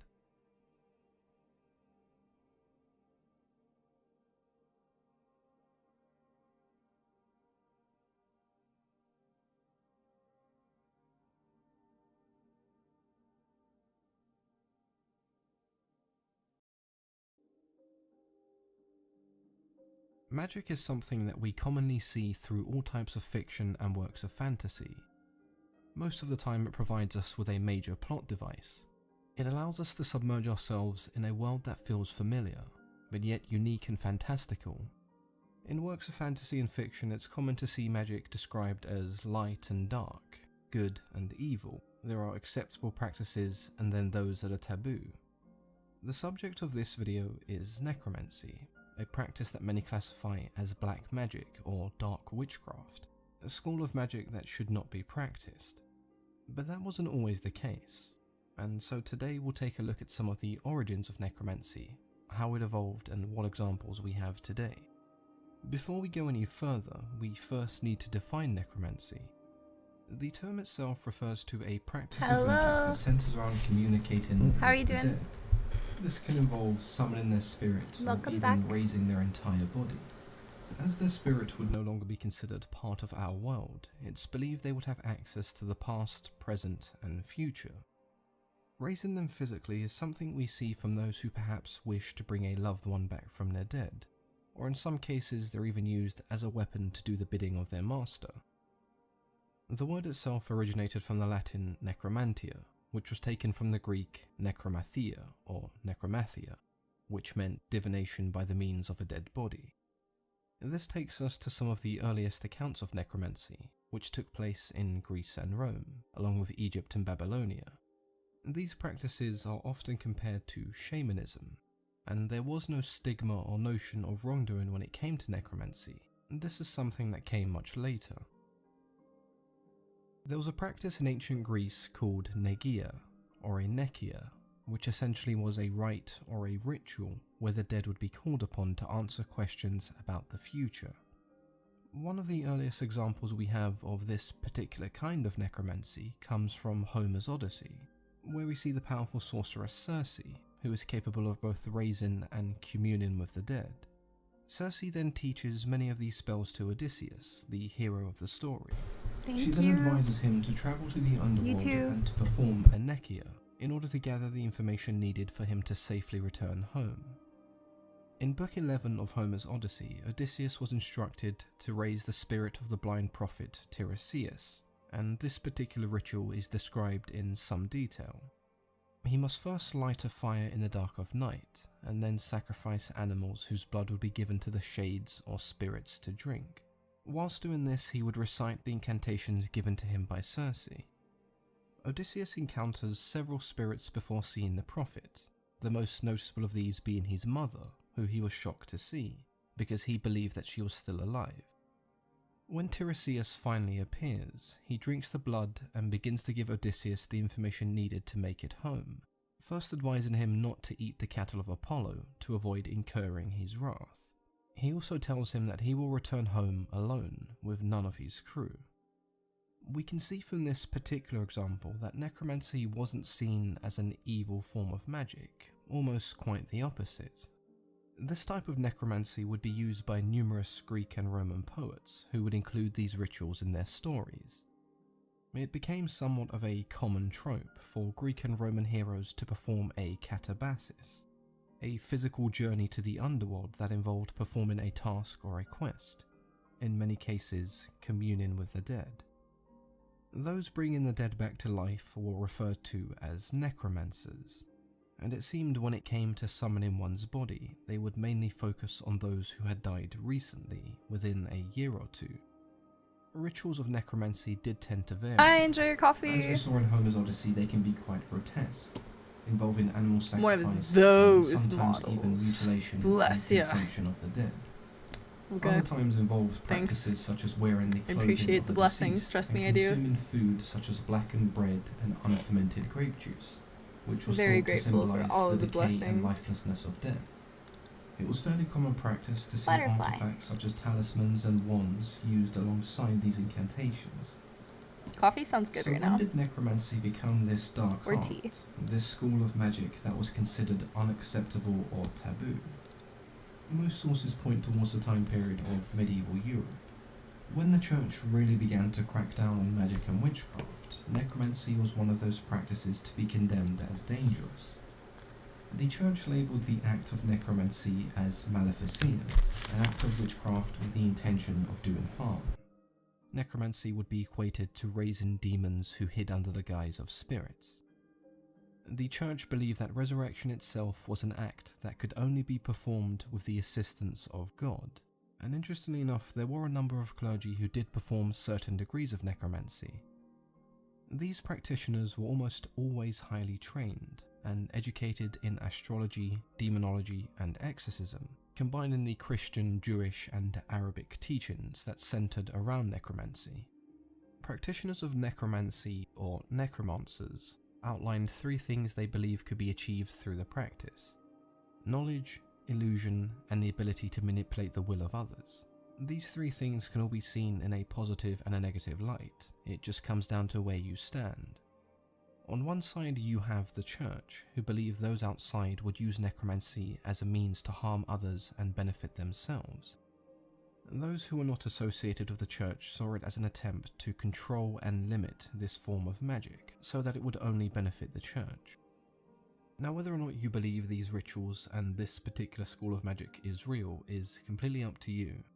My stance on necromancy is pretty much the same as my stance on the supernatural and all sorts of myths and legends. I don't personally believe in these stories, but I believe they created and inspired interesting ideas and archetypes that we used and still use today in storytelling. And that segues nicely onto the next part of the video. Having discussed what necromancy is, where it came from, and how it's changed, we can now take a look at some more modern examples and how the archetype of a necromancer is used today. For those of you who have been watching this video and waiting for examples of necromancers, there are quite a few that appear in big franchises that you likely would have heard of or seen before. One that many of us would have come across in recent times is Tolkien's character Sauron, the Dark Lord who went by many titles, one of these of course being the Necromancer. Those who have watched the movies and maybe read some of the books may be wondering why he was given this title, because raising the dead isn't something we really see in any of the movies. However, in the History of Middle-earth, a series of volumes collected by Tolkien's son from all of his father's manuscripts, in Volume 10, Morgoth's Ring, we see a quote that tells us he is indeed capable of communing with the dead, enslaving them and harnessing their knowledge. If we take a look at the Mortal Kombat franchise, we have Shang Tsung and Quan Chi, who both assume roles of warlocks and sorcerers who dabble in the art of necromancy. In both their cases, they focus on raising the dead to form armies for their master and ultimately do their bidding. Raising an army of undead is honestly something that we see from most necromancers. In Harry Potter, we of course have Lord Voldemort, a wizard who did practice necromancy, raising an entire army of skeletons and zombies during the First Wizarding War, which consisted mostly of those he had already murdered. We also see something similar to this with the White Walkers and the Night King of Game of Thrones, who can raise the dead by simply lifting his arms. Now all of these examples so far definitely have evil intentions, and they are the villains of their respected stories, but as we've already seen, necromancy wasn't always considered a dark art, and not all necromancers are depicted as evil. We've already discussed the story of Odysseus, who is the hero of Homer's Iliad and the Odyssey. If we take a look at the Marvel Universe and Black Panther in specific, T'Challa's sister Shuri has the ability to reanimate the dead, and she's no villain. We also have the rather interesting example of Dr. Frankenstein, who many consider to be a necromancer who certainly didn't have evil intent. I do find the case of Dr. Frankenstein to be quite strange, because technically you can argue that he did raise the dead, and therefore he qualifies as a necromancer, but I tend to look at him as more of a man of science, and his monster as a creation. So I guess we do have to ask ourselves, other than the influence of the church during the medieval period, why are so many necromancers in fiction evil? I think it comes down to the fact that they just make really good villains. When you defeat the villain's army, you expect the battle or the war to be over, but with necromancers, they're capable of summoning entire new armies from the corpses, given this feeling of hopelessness. They also have a level of knowledge obtained through communing with the dead that makes them more than just a formidable enemy. There is also this taboo when it comes to messing with the dead and just leaving them to rest in peace. Thus, the act of raising the dead can be seen as disrespectful and even evil in some cases. There are some aspects of necromancy that we don't always have to view through a lens of ill intent, such as communicating with the dead. I mean, sure, this is still an aspect that can be used in a negative way, but someone wanting closure for a close friend or a loved one is something that most of us can relate to. How you choose to view necromancy is ultimately your choice, but hopefully this video has been informative. I'm sure those of you who are unfamiliar with the necromancer archetype will start to notice it a lot more in your favourite stories. Feel free to share your favourite necromancers or even just your thoughts with me in the comments below. As always, I've been your host, Mythology and Fiction Explained.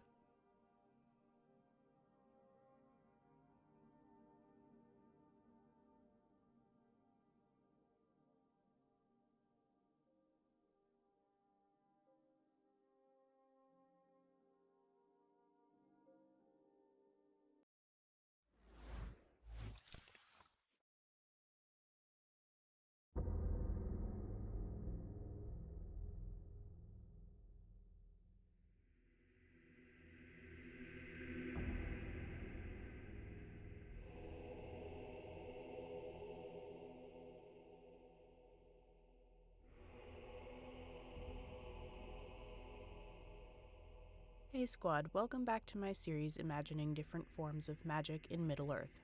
Today I'm going to take a look at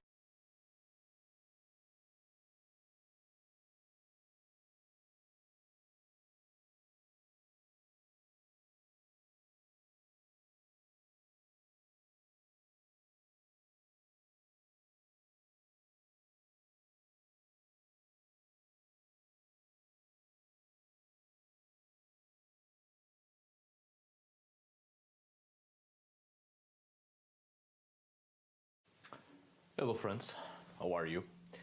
My name is Ari Thurger and today I'm going to talk about divination in the Germanic world. This is the second part of this subject and today I'm going to mostly focus on seeresses. On the previous video, I have talked about divination or augury by the observance of horses, birds, of duels between two warriors, and a variety of other methods of divination. And I have talked about the casting of lots with signs carved on them, possibly runic inscriptions. Now, if I'm not mistaken, one of my patrons, Mr. Shiva Balashigam, told me he was interested in comparing Norse and Old German methods of divination with Slavic ones. I might someday focus on that, but concerning the casting of lots, it seems the Slavs were much more practical. It seems among the Slavs of the southern regions of the Baltic used lots colored in black on one side and white on the other. Divination process giving a simple answer of yes and no. They did not waste much time. Now, that was just a side note. With no more delay, let's start this video. Seers or oracles, divination by intuition and interpretation of visions, dreams, and knowing future events through inspiration given by the gods. This is also a form of divination. If you have watched my video about the first Icelandic settlers, in that video I have given you a few examples about people who had the second sight or gifted with certain powers that gave them the ability to know the future, foreknowledge, premonition, etc. The old Icelandic accounts are a great source of knowledge about these aspects. What is interesting and intriguing to see is that the people who have these sorts of gifts and powers are always somewhat associated with the geographical realities of the land. The divinatory powers, by the time Scandinavians settled in Iceland, in great part are no longer associated with the casting of lots or the use of magical signs. Mind that I'm talking about, I'm not talking about Icelandic magical staves, which in the great majority are from the 15th century onwards. I'm talking about the late Viking Age and late medieval period, when magical staves had not been invented yet. So, the first Icelanders had premonitions about the future through intuitions rather than deductions, based on the observance or just being in contact with the natural features of the landscape. For instance, a man named Thorstein, Red Nose, was consulted every year and asked which sheep were to be sacrificed to the gods or to any other spiritual entity, and he always knew which one to slaughter because he knew which ones were doomed to die. So his choices or his decisions were always wise because no matter what, the sheep he chose to be sacrificed would die anyway for another reason.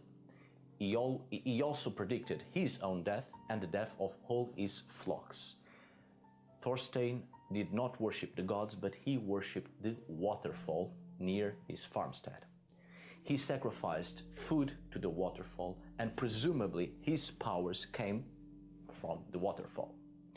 When he died, all his sheep died too by following one single sheep into the waterfall. There was another man named Lodmund the Old who threw the high seat pillars into the sea when he was arriving to Iceland. The high seat pillars are, as I have explained on the video about the first Icelandic settlers, were literally pillars of the Great Hall or the temple back in Norway that were taken by settlers and thrown to the sea when coming to shore. The pillars had the gods carved on them. Most of the accounts are carvings of Thor. This is the animistic notion that the part part of the spiritual essence of divine entities would live inside objects made to resemble their image. So by throwing the pillars into the sea, the objective was to wait until such pillars would wash ashore, and so people would settle in that place, because the gods, or rather the living spiritual entity living inside the pillars, would choose the place to settle. Let the gods decide and let the sea be their vessel. When it comes to the tradition of throwing the high seat pillars into the sea, it seems to be always referring to Thor, and Thor being carved on at least one of the pillars, since Thor is the god of the sky and storm, and therefore had a special power over the sea itself. Throughout the Viking Age, it was Thor people praised the most on sea voyages, precisely to avoid storms at the sea or at the ocean. But Lodmund only knew about the place where his high seat pillars had washed ashore 3 years after he had settled in Iceland. And that was a problem for him. He had settled in a place not decided by the gods. So he quickly made all the preparations to go to his rightful place, chosen by the gods. But the problem is, not having followed his destiny and the will of the gods, he was cursed. In an attempt to lift the curse, with his powers, he provoked a landslide to completely destroy his house and all the land where he had settled, in an attempt to clear his presence from the place. And then he uttered a curse before leaving to his new land, that no ship that set sailed from that place would ever survive the voyage. He tried to pass on his curse to the land itself, to that place. So, these are just 2 examples, seeking guidance and knowing the future, methods of consultation on what course of action should be taken, wise decisions, etc., based or linked to natural features, waterfalls, the sea or the ocean, mountains, the very land itself. This is not as far-fetched as it seems. This is actually a very old tradition which was kept until not that long ago. There are methods of consultation used by the Lapps from Lapland, the northern part of Scandinavia, the desire to know a variety of events and on how to proceed and which course of action to take, if one should go on a journey or not, if it was a proper time to hunt, etc., always making a consultation from the land spirits, the local spirits of the surroundings, making sure people had their goodwill to proceed. Knowing future events based on intuition by the observance of the land itself and how the land spirits and local spirits behave and manifest their powers through nature. And it's the manifestation of those powers that give the answer to what one wants to know, which is very similar to the inspiration of seers among the Germanic people in earlier times. Seers played a very important role in ancient societies, and it was no different within the Germanic tradition. Tacitus several times spoke about the importance of women among the Germans. Women that acted as seeresses, whom people consulted to know a variety of things concerning the future. I've already mentioned on the previous video, on the first part, Valeda and Audinia as 2 good examples of such women. Among Germanic tribes, there were many of such women, or it seems each tribe had at least one of these women, with great authority and with prophetic powers. There was an element of holiness in them, of divinity even, So their gift of prophecy was taken into account and their word was law. As the time passed, these women actually ended up to be revered like goddesses. Many were deified, turned into actual goddesses, and included in the religious tradition of the worshipping of the gods. Quite common among pagans to turn mortals into gods. The Celts used to say, heroes became gods and gods became heroes. There was no direct contact with these women among the Germans. They remained on a high tower, and it was one of their relatives that brought the questions to these women and came back with the answers to those who had asked for these women's guidance. They predicted what was to come.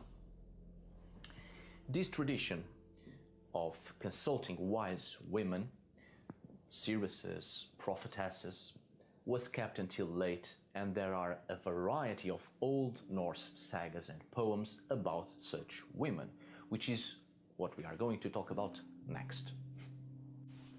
Alright, if you have watched the video about terms for magic workers, you are already familiar with certain terms. In the Old Norse tradition, the name used for seeresses sometimes is spåkona, which is a woman with prophetic gifts. The masculine equivalent is spåmother. Mind that these terms are also used for people with knowledge of magic or spells. It's a term loosely applied to different kinds of realities. But the term specifically used to describe a woman practicing divination is volva. And the closest translation to English is seeress and even prophetess. There is no masculine equivalent for this one, however. These women, in the great majority, were wanderers, visiting houses and making predictions,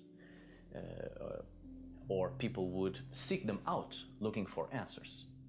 But in earlier times in Scandinavia, the volva played somewhat the same role as the continental Germanic seeress, although in Scandinavia the volva was more in direct contact with the community instead of being in some structure apart from the community and only reachable through emissaries.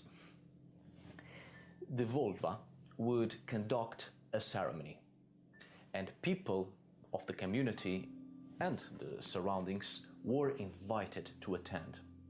She would reply to questions concerning the future of the community and would give answers to each individual that would ask about personal problems.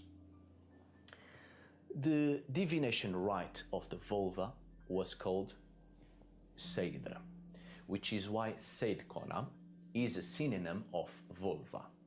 As I've explained before, seidr is quite complex and deals with a lot of realities, but divination is part of seidr, which is why the rite of the volva concerning divinatory aspects is also called seidr.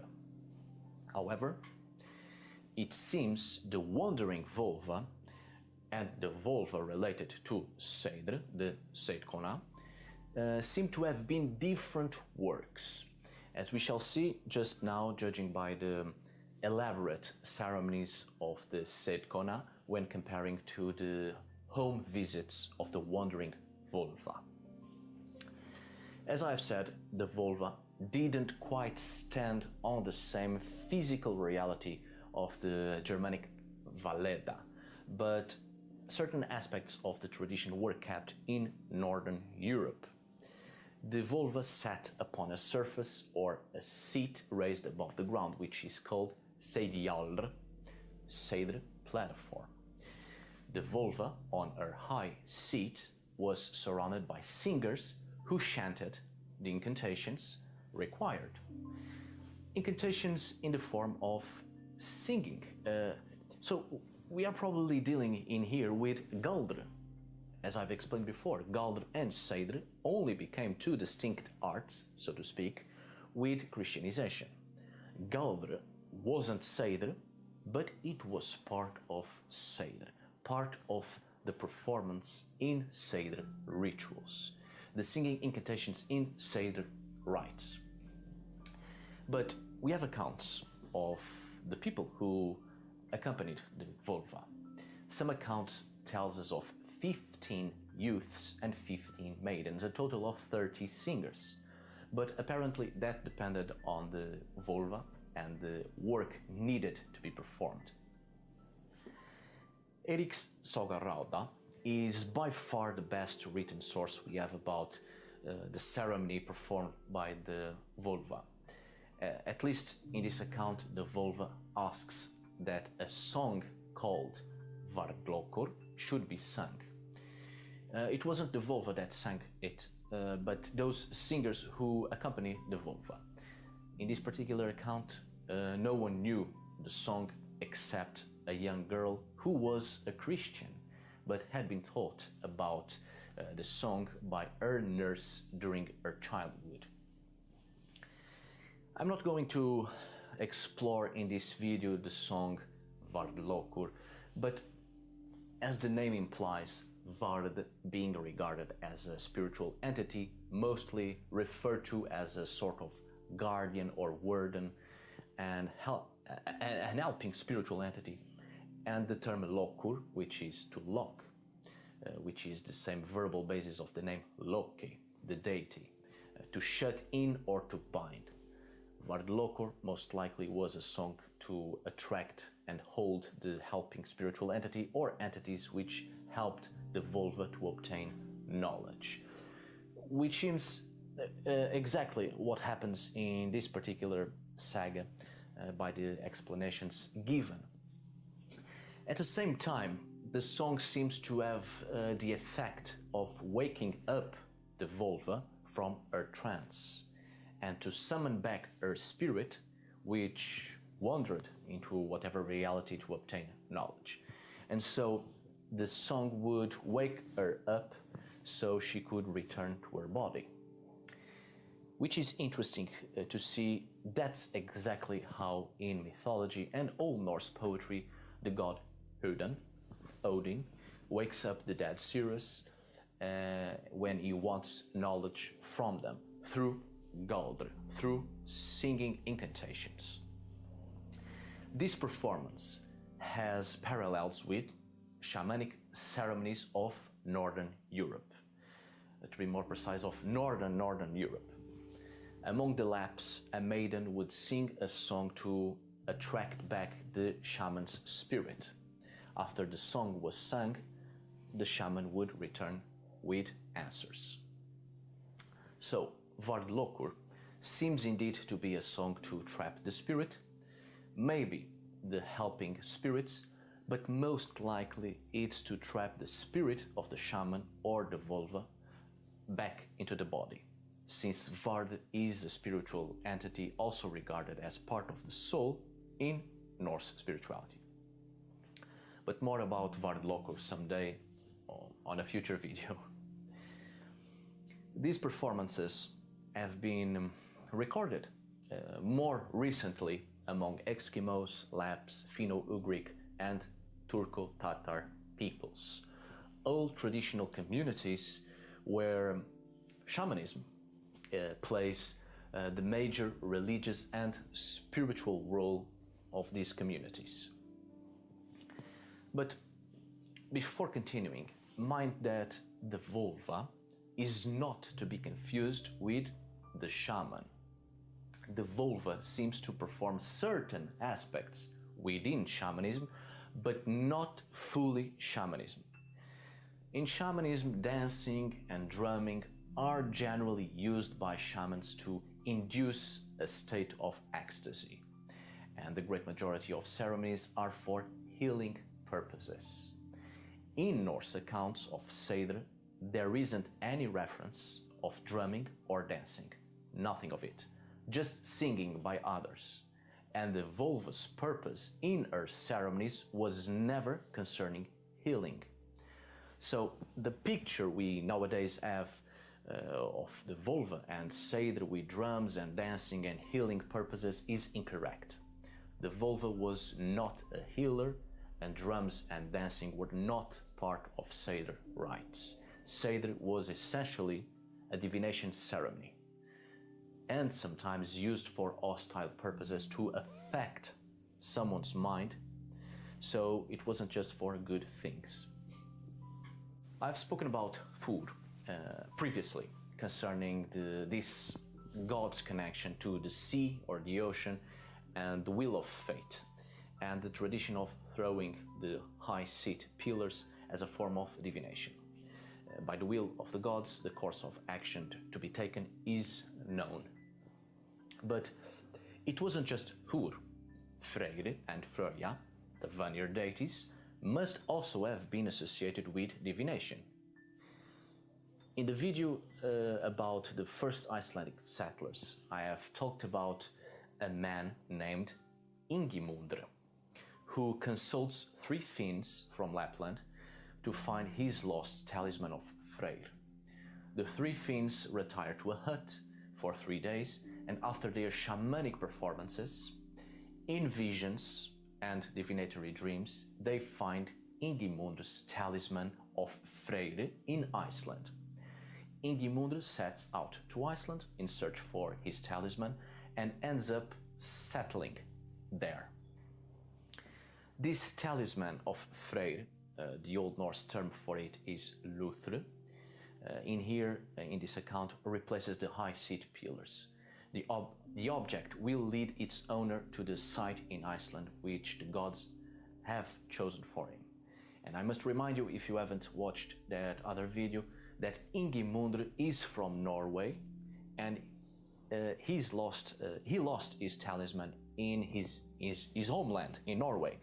He had never set foot in Iceland until, for some reason, his talisman of Freyr is found there, buried in the place where Asirus Ingimundr consulted before the 3 Finns told him that he would make his new home precisely where his talisman was buried. So there is a long process here of divinatory work until Ingimundr follows his destiny and the future that had been revealed to him through divinatory work, all because the talisman of Freyr, or in other words, the god himself, worked out this entire arrangement for Ingimundr. This account can be read in Vetnsdila Saga.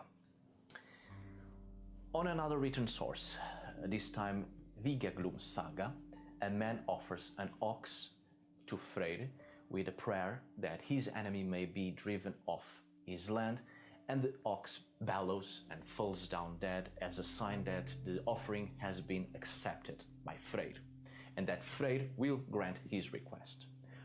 Glum, who is the victim of Freyr's decision, is told about this in a dream. Freyr appears to him in a dream, sitting on a chair on the seashore, looking angry. And Glum's ancestors tell him that they have tried to change Freyr's mind concerning Glum's fate, but the god would not change his mind, and so Glum's fate was settled, sealed, and he was driven off the land. Glum had been told in dreams about his future.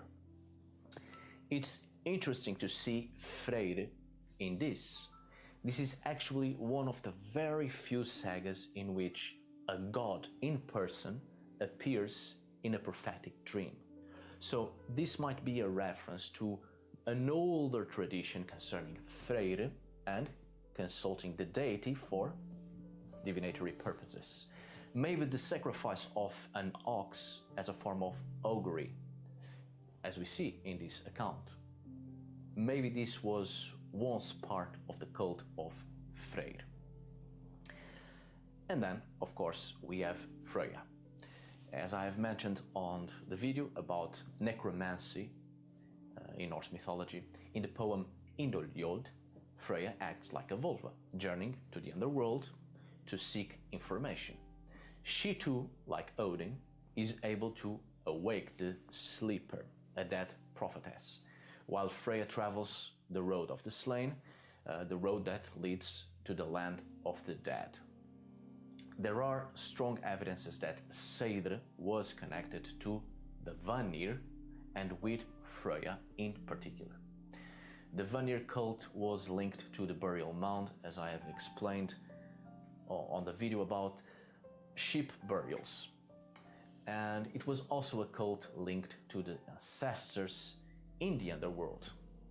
And divination may well have been practiced in their cult places in Norway and Sweden.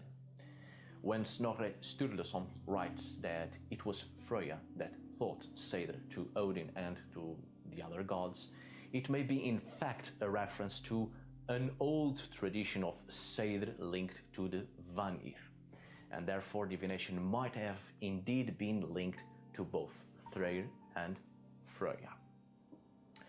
And it has been suggested before, and I find this absolutely fantastic and quite intriguing, that the boar was the animal associated with both Freyr and Freya. It was a symbol of the Vanir cult.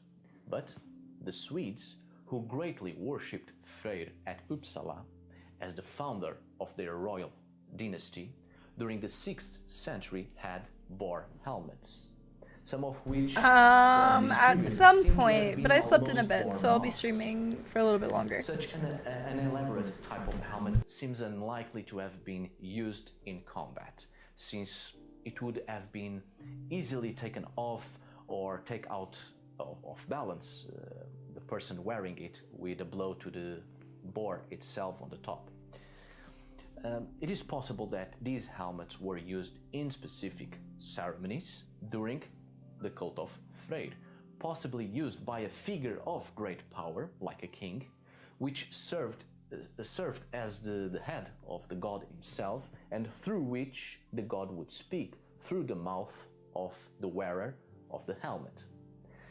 As we have in other cultures, the use of the mask that represents a specific deity, and the deity speaks through the person wearing its mask.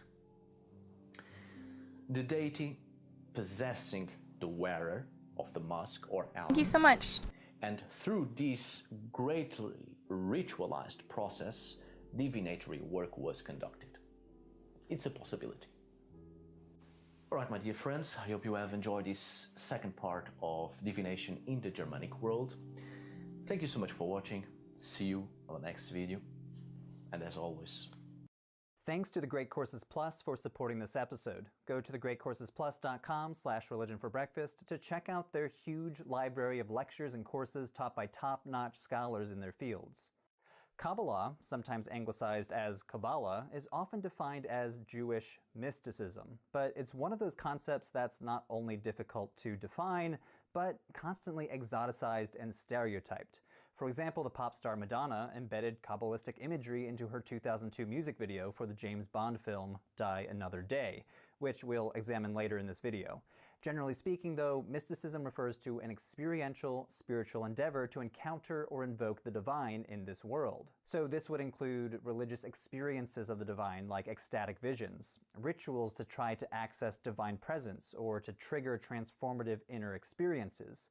Mysticism can also refer to works of literature related to these themes, and though many Kabbalists could be described as ecstatic visionaries, the earliest Kabbalists were Jewish teachers, theologians, and philosophers. Most were the educated elite of medieval Europe, living in Spain and France, writing new and innovative studies on Jewish texts and concepts about mystical contemplation of the divine realms, the nature of God, the purpose of humanity, and the creation of the universe. The Hebrew word Kabbalah derives from the verb to receive, and could be translated as that which has been received, or simply tradition.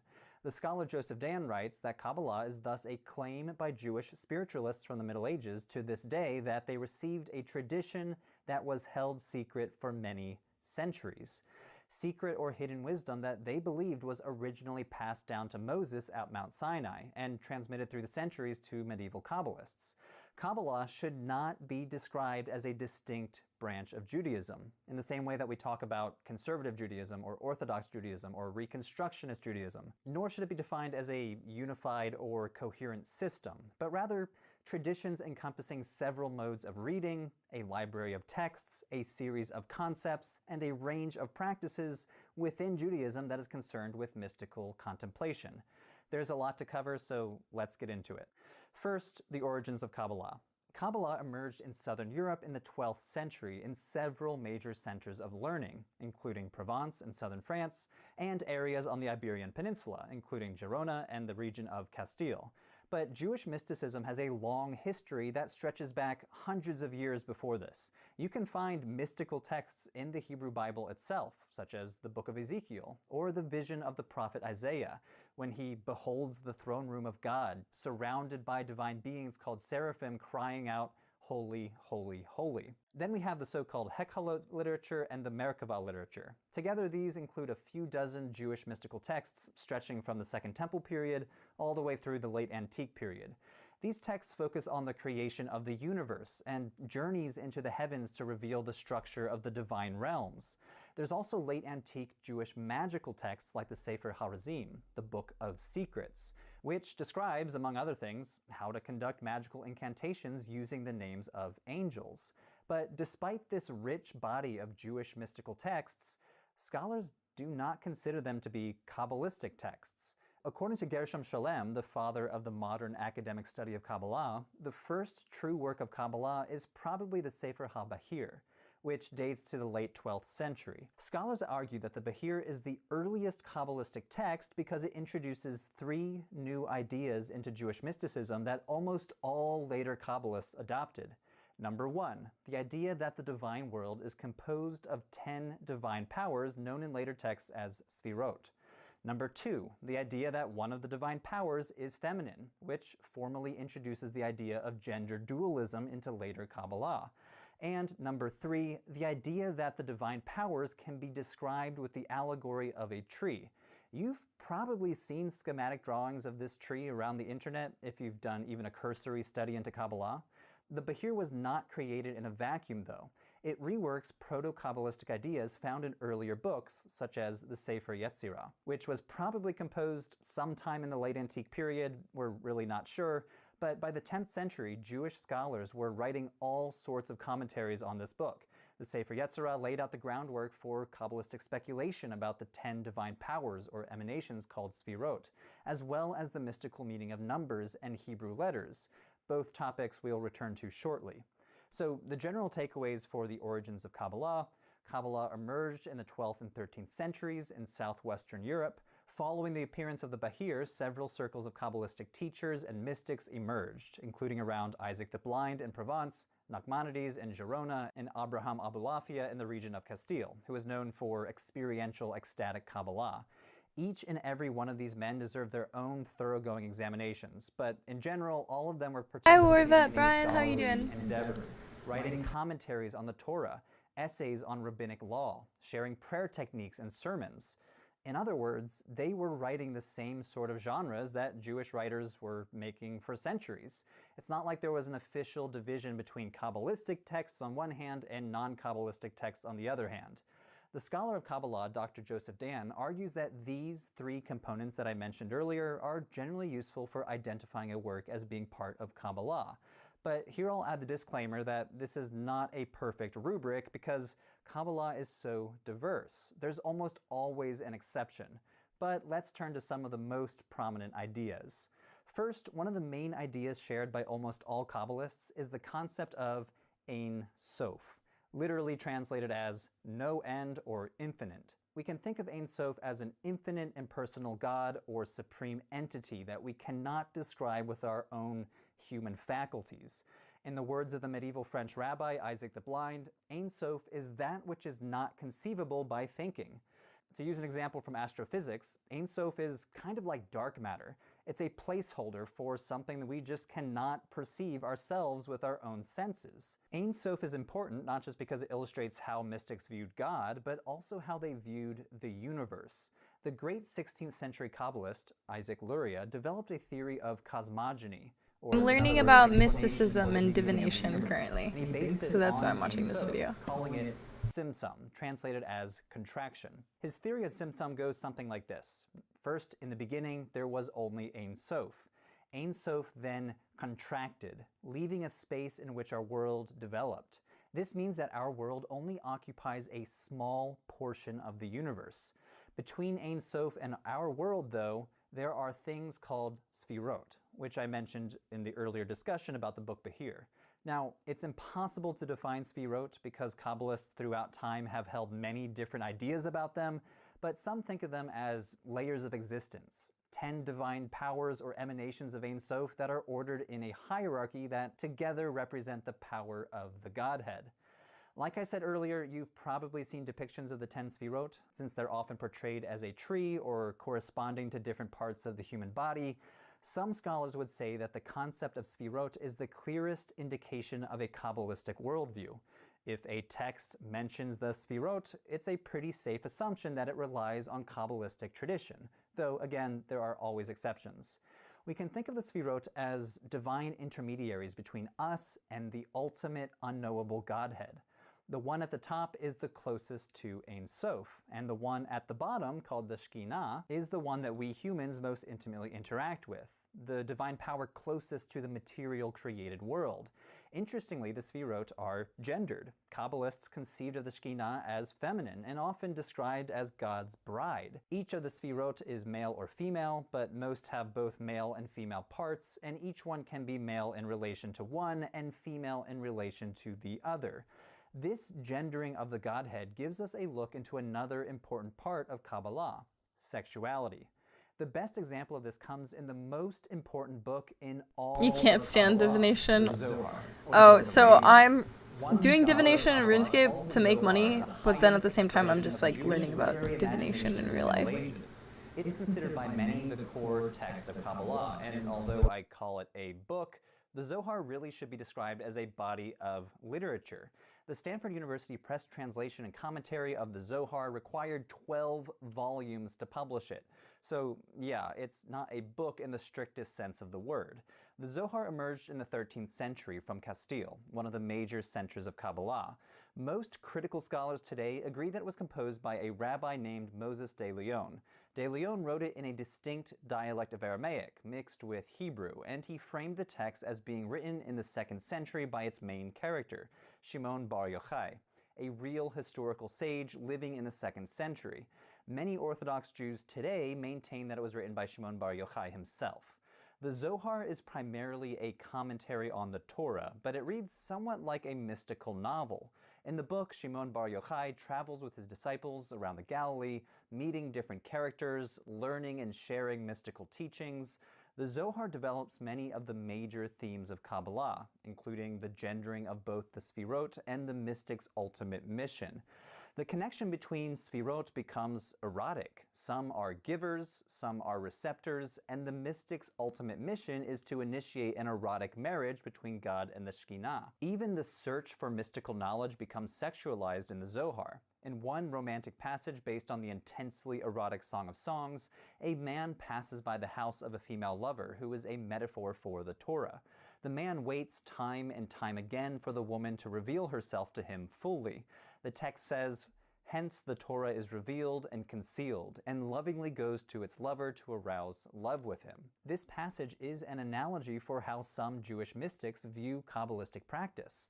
The Kabbalist peels back layers upon layers of understanding until the most hidden, and therefore most holy, knowledge of the scripture reveals itself. One way to describe this layered approach to the Torah is through an acronym called Pardes, which means orchard. In this acronym, each Hebrew letter stands for a different level of meaning. We won't get into what each letter stands for, but the last letter, Samek, stands for Sod, which means secret. Sod refers to the ultimate esoteric knowledge that every Kabbalist seeks. Kabbalists try to reach Sod through the text, literally. The 22 Hebrew letters, biblical passages, and Hebrew names of God are central to Kabbalah. For Kabbalists, Hebrew is a divine language, and the Torah is a living divine document. the school of the Kabbalist Abraham Abulafia believed that each letter has mystical meaning. Writing or chanting letters in specific ways brings them to life or can help you achieve communion with the divine.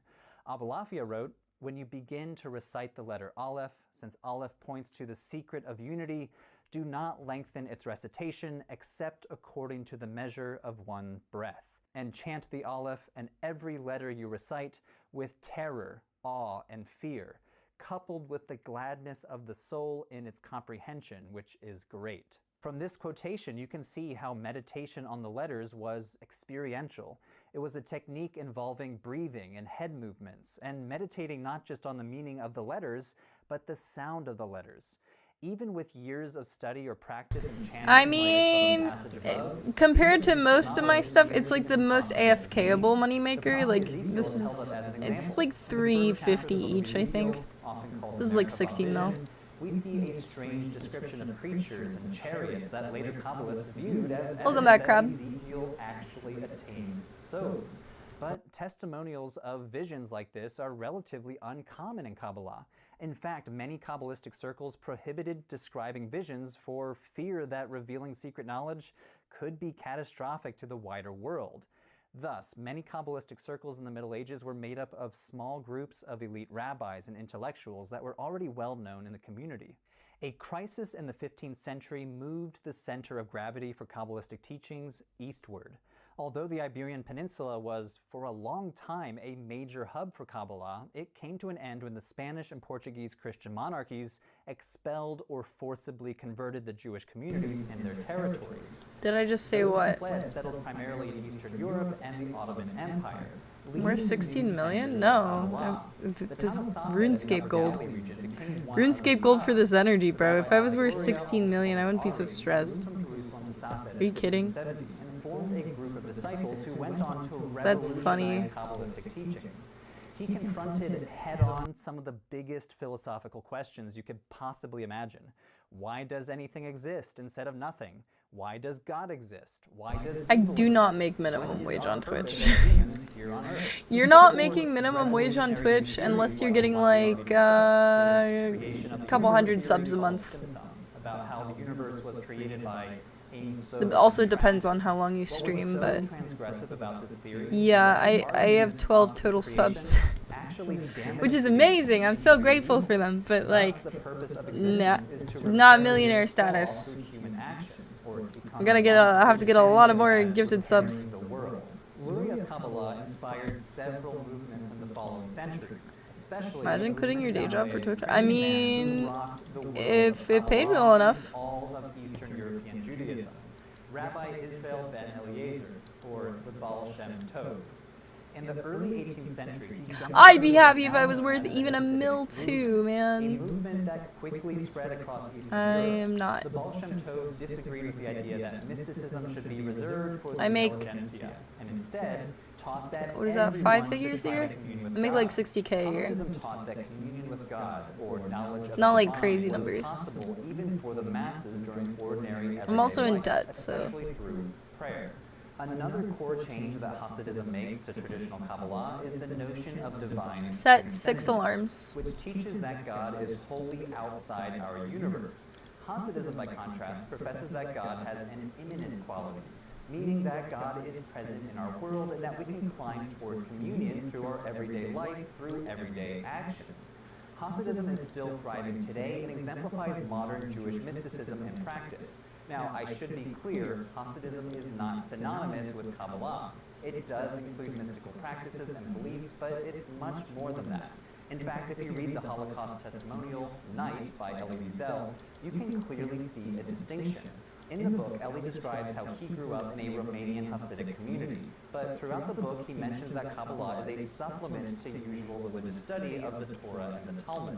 Today, scholars generally categorize Hasidism under the broader category of Haredi Jews, often called ultra-Orthodox Jews, but the two are not synonymous. Yeah, I'm on Twitch right now too. Now that we've covered all of that background, what's the deal with Madonna?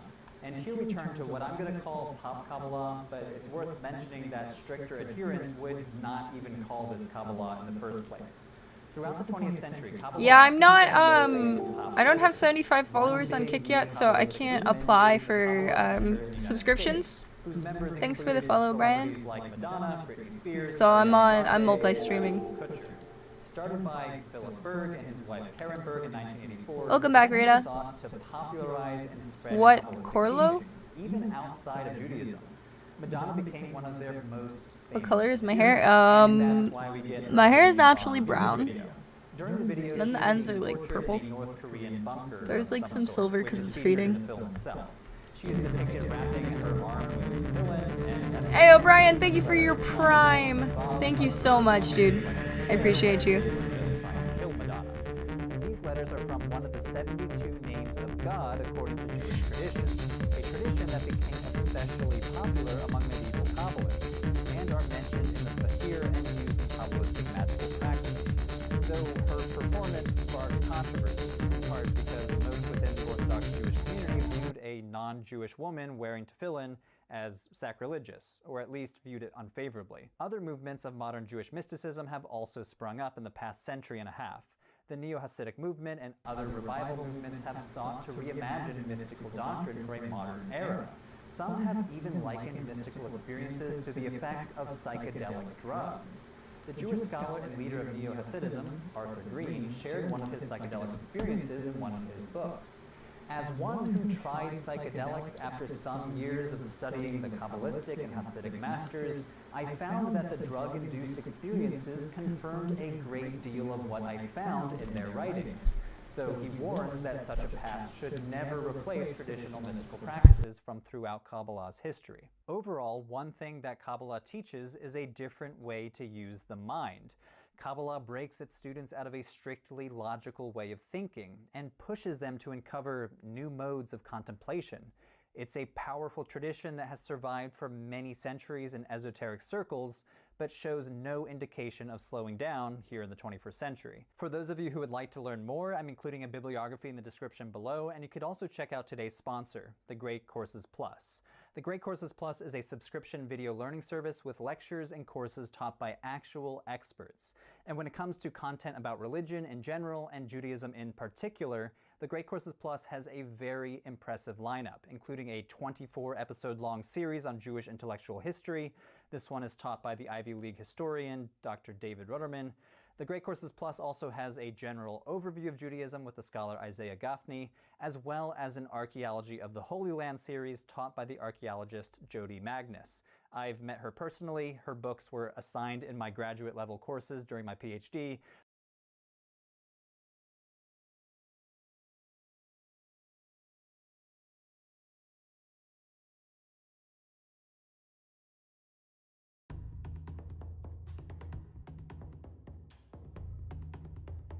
That would be cool if they did.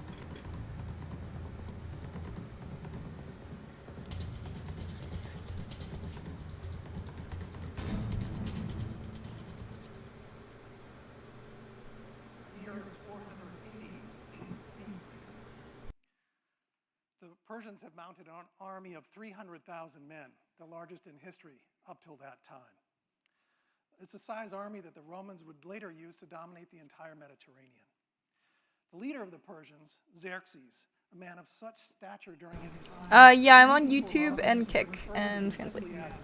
King had decided to launch the full fury of his force against the single city, Athens. The situation in Athens was A sandwich does sound good. the Athenians figured that if anyone could come up with a solution to this, Might go grab a snack in a sec. I had some sweet potato fries earlier. I have some more. But I kind of want my ice cream that's in the freezer. tragedy within a decade see the growth of Socrates and philosophy as known. So they did what any rational people would do in such a situation. They deliberated. They gathered information. They used rules of logic to draw inferences.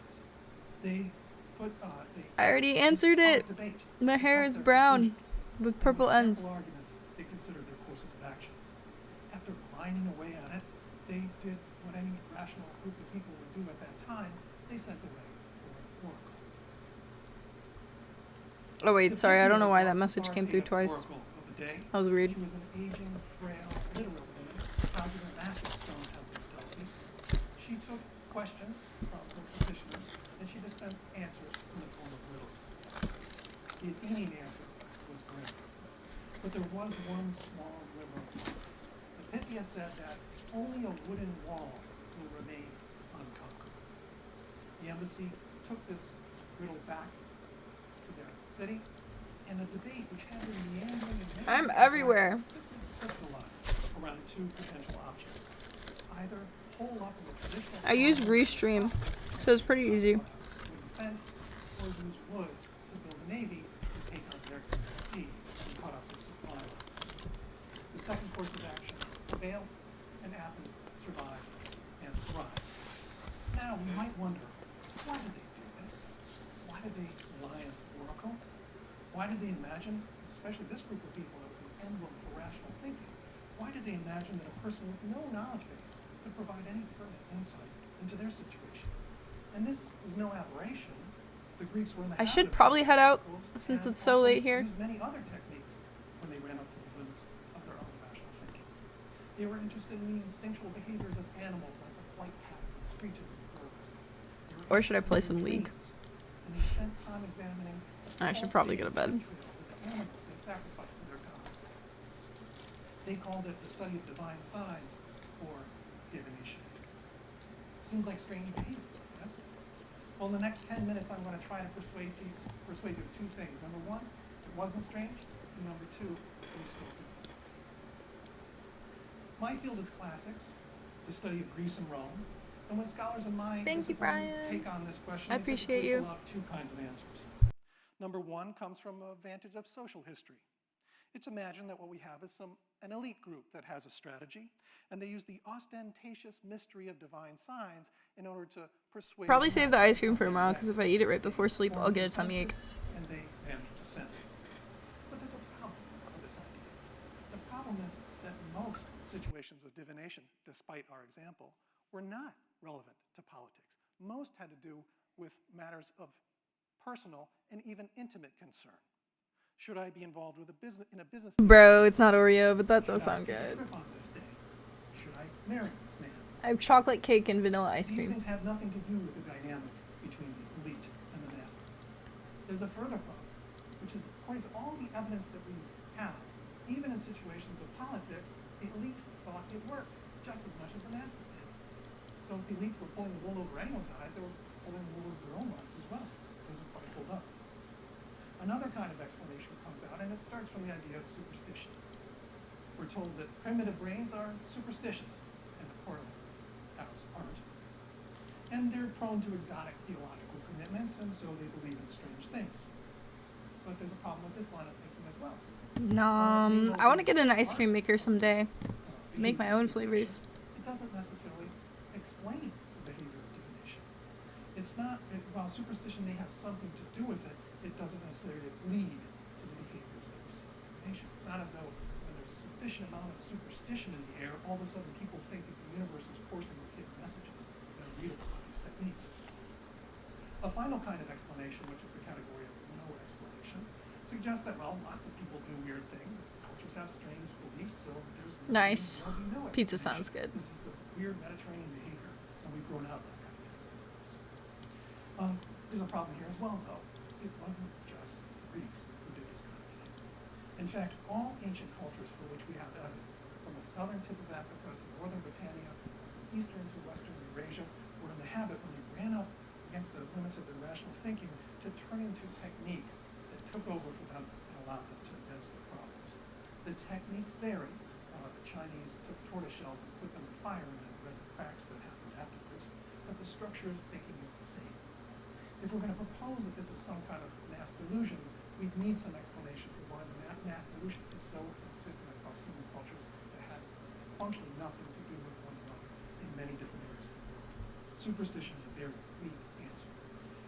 Now, in my work on the arcane past, things took the most important turn for me when I took a brief tour into the present time, a time I don't spend that much time in. It's strange and bizarre. I spent a year with a team of researchers at the Center for Advanced Study in Behavioral Sciences at Stanford. This is mainly a group of cognitive scientists, evolutionary biologists, behavioral You're good. It's been psychologists ages. who are I know, pushing but I always see you on understanding Insta of the though. complexities of our cognitive My lives. brain's been on fucking cookie. Most of us, and I surely at the time, have a standard picture of how our brains work. Oh, We everything's set out going on a well for problem, we direct our awareness to it, we self-consciously gather facts, and using logical rules, we draw inferences, we reach conclusions that then motivate our actions. Let's call this discursive thinking. But this is only part of the story. The researchers at the center were expanding this view and opening up fields that I would call non-discursive thinking, things that don't quite answer to that description of the way our brains work. And some of the pieces that they were coming on were I prefer tea. something that's very familiar. One scholar was working on face-to-face conversations. He looked at how we continuously and unselfconsciously process nonverbal cues in our conversation partners, and that these shape the top-level thinking that emerges from such events. The oracular consultation was famously interactive, the bell was ringing in my head, and someone even without a knowledge base may well discern from just seeing how a person reacts to different suggestions what the most useful one is going to be in a particular situation. Another cognitive scientist was studying the phenomena of thin slicing. This is You know what? our snap judgments are sometimes as good, and for some things better than our most careful processes. The examination and transfers instantly came to mind for me. Okay, I'm gonna read someone who's playing Baldur's Gate. We're gonna probably start it next stream, guys. But thank you for hanging out. I'll be back soon. I'll let you guys know on Twitter when I'll be back. Interrupt the conversation. While the diviner is staring at Thanks for hanging out, y'all. 9-hour-long stream, damn. Yeet yeet. Legendary in antiquity, none of them survived. And I think none of those exist. It's not about Okay. Bye, guys.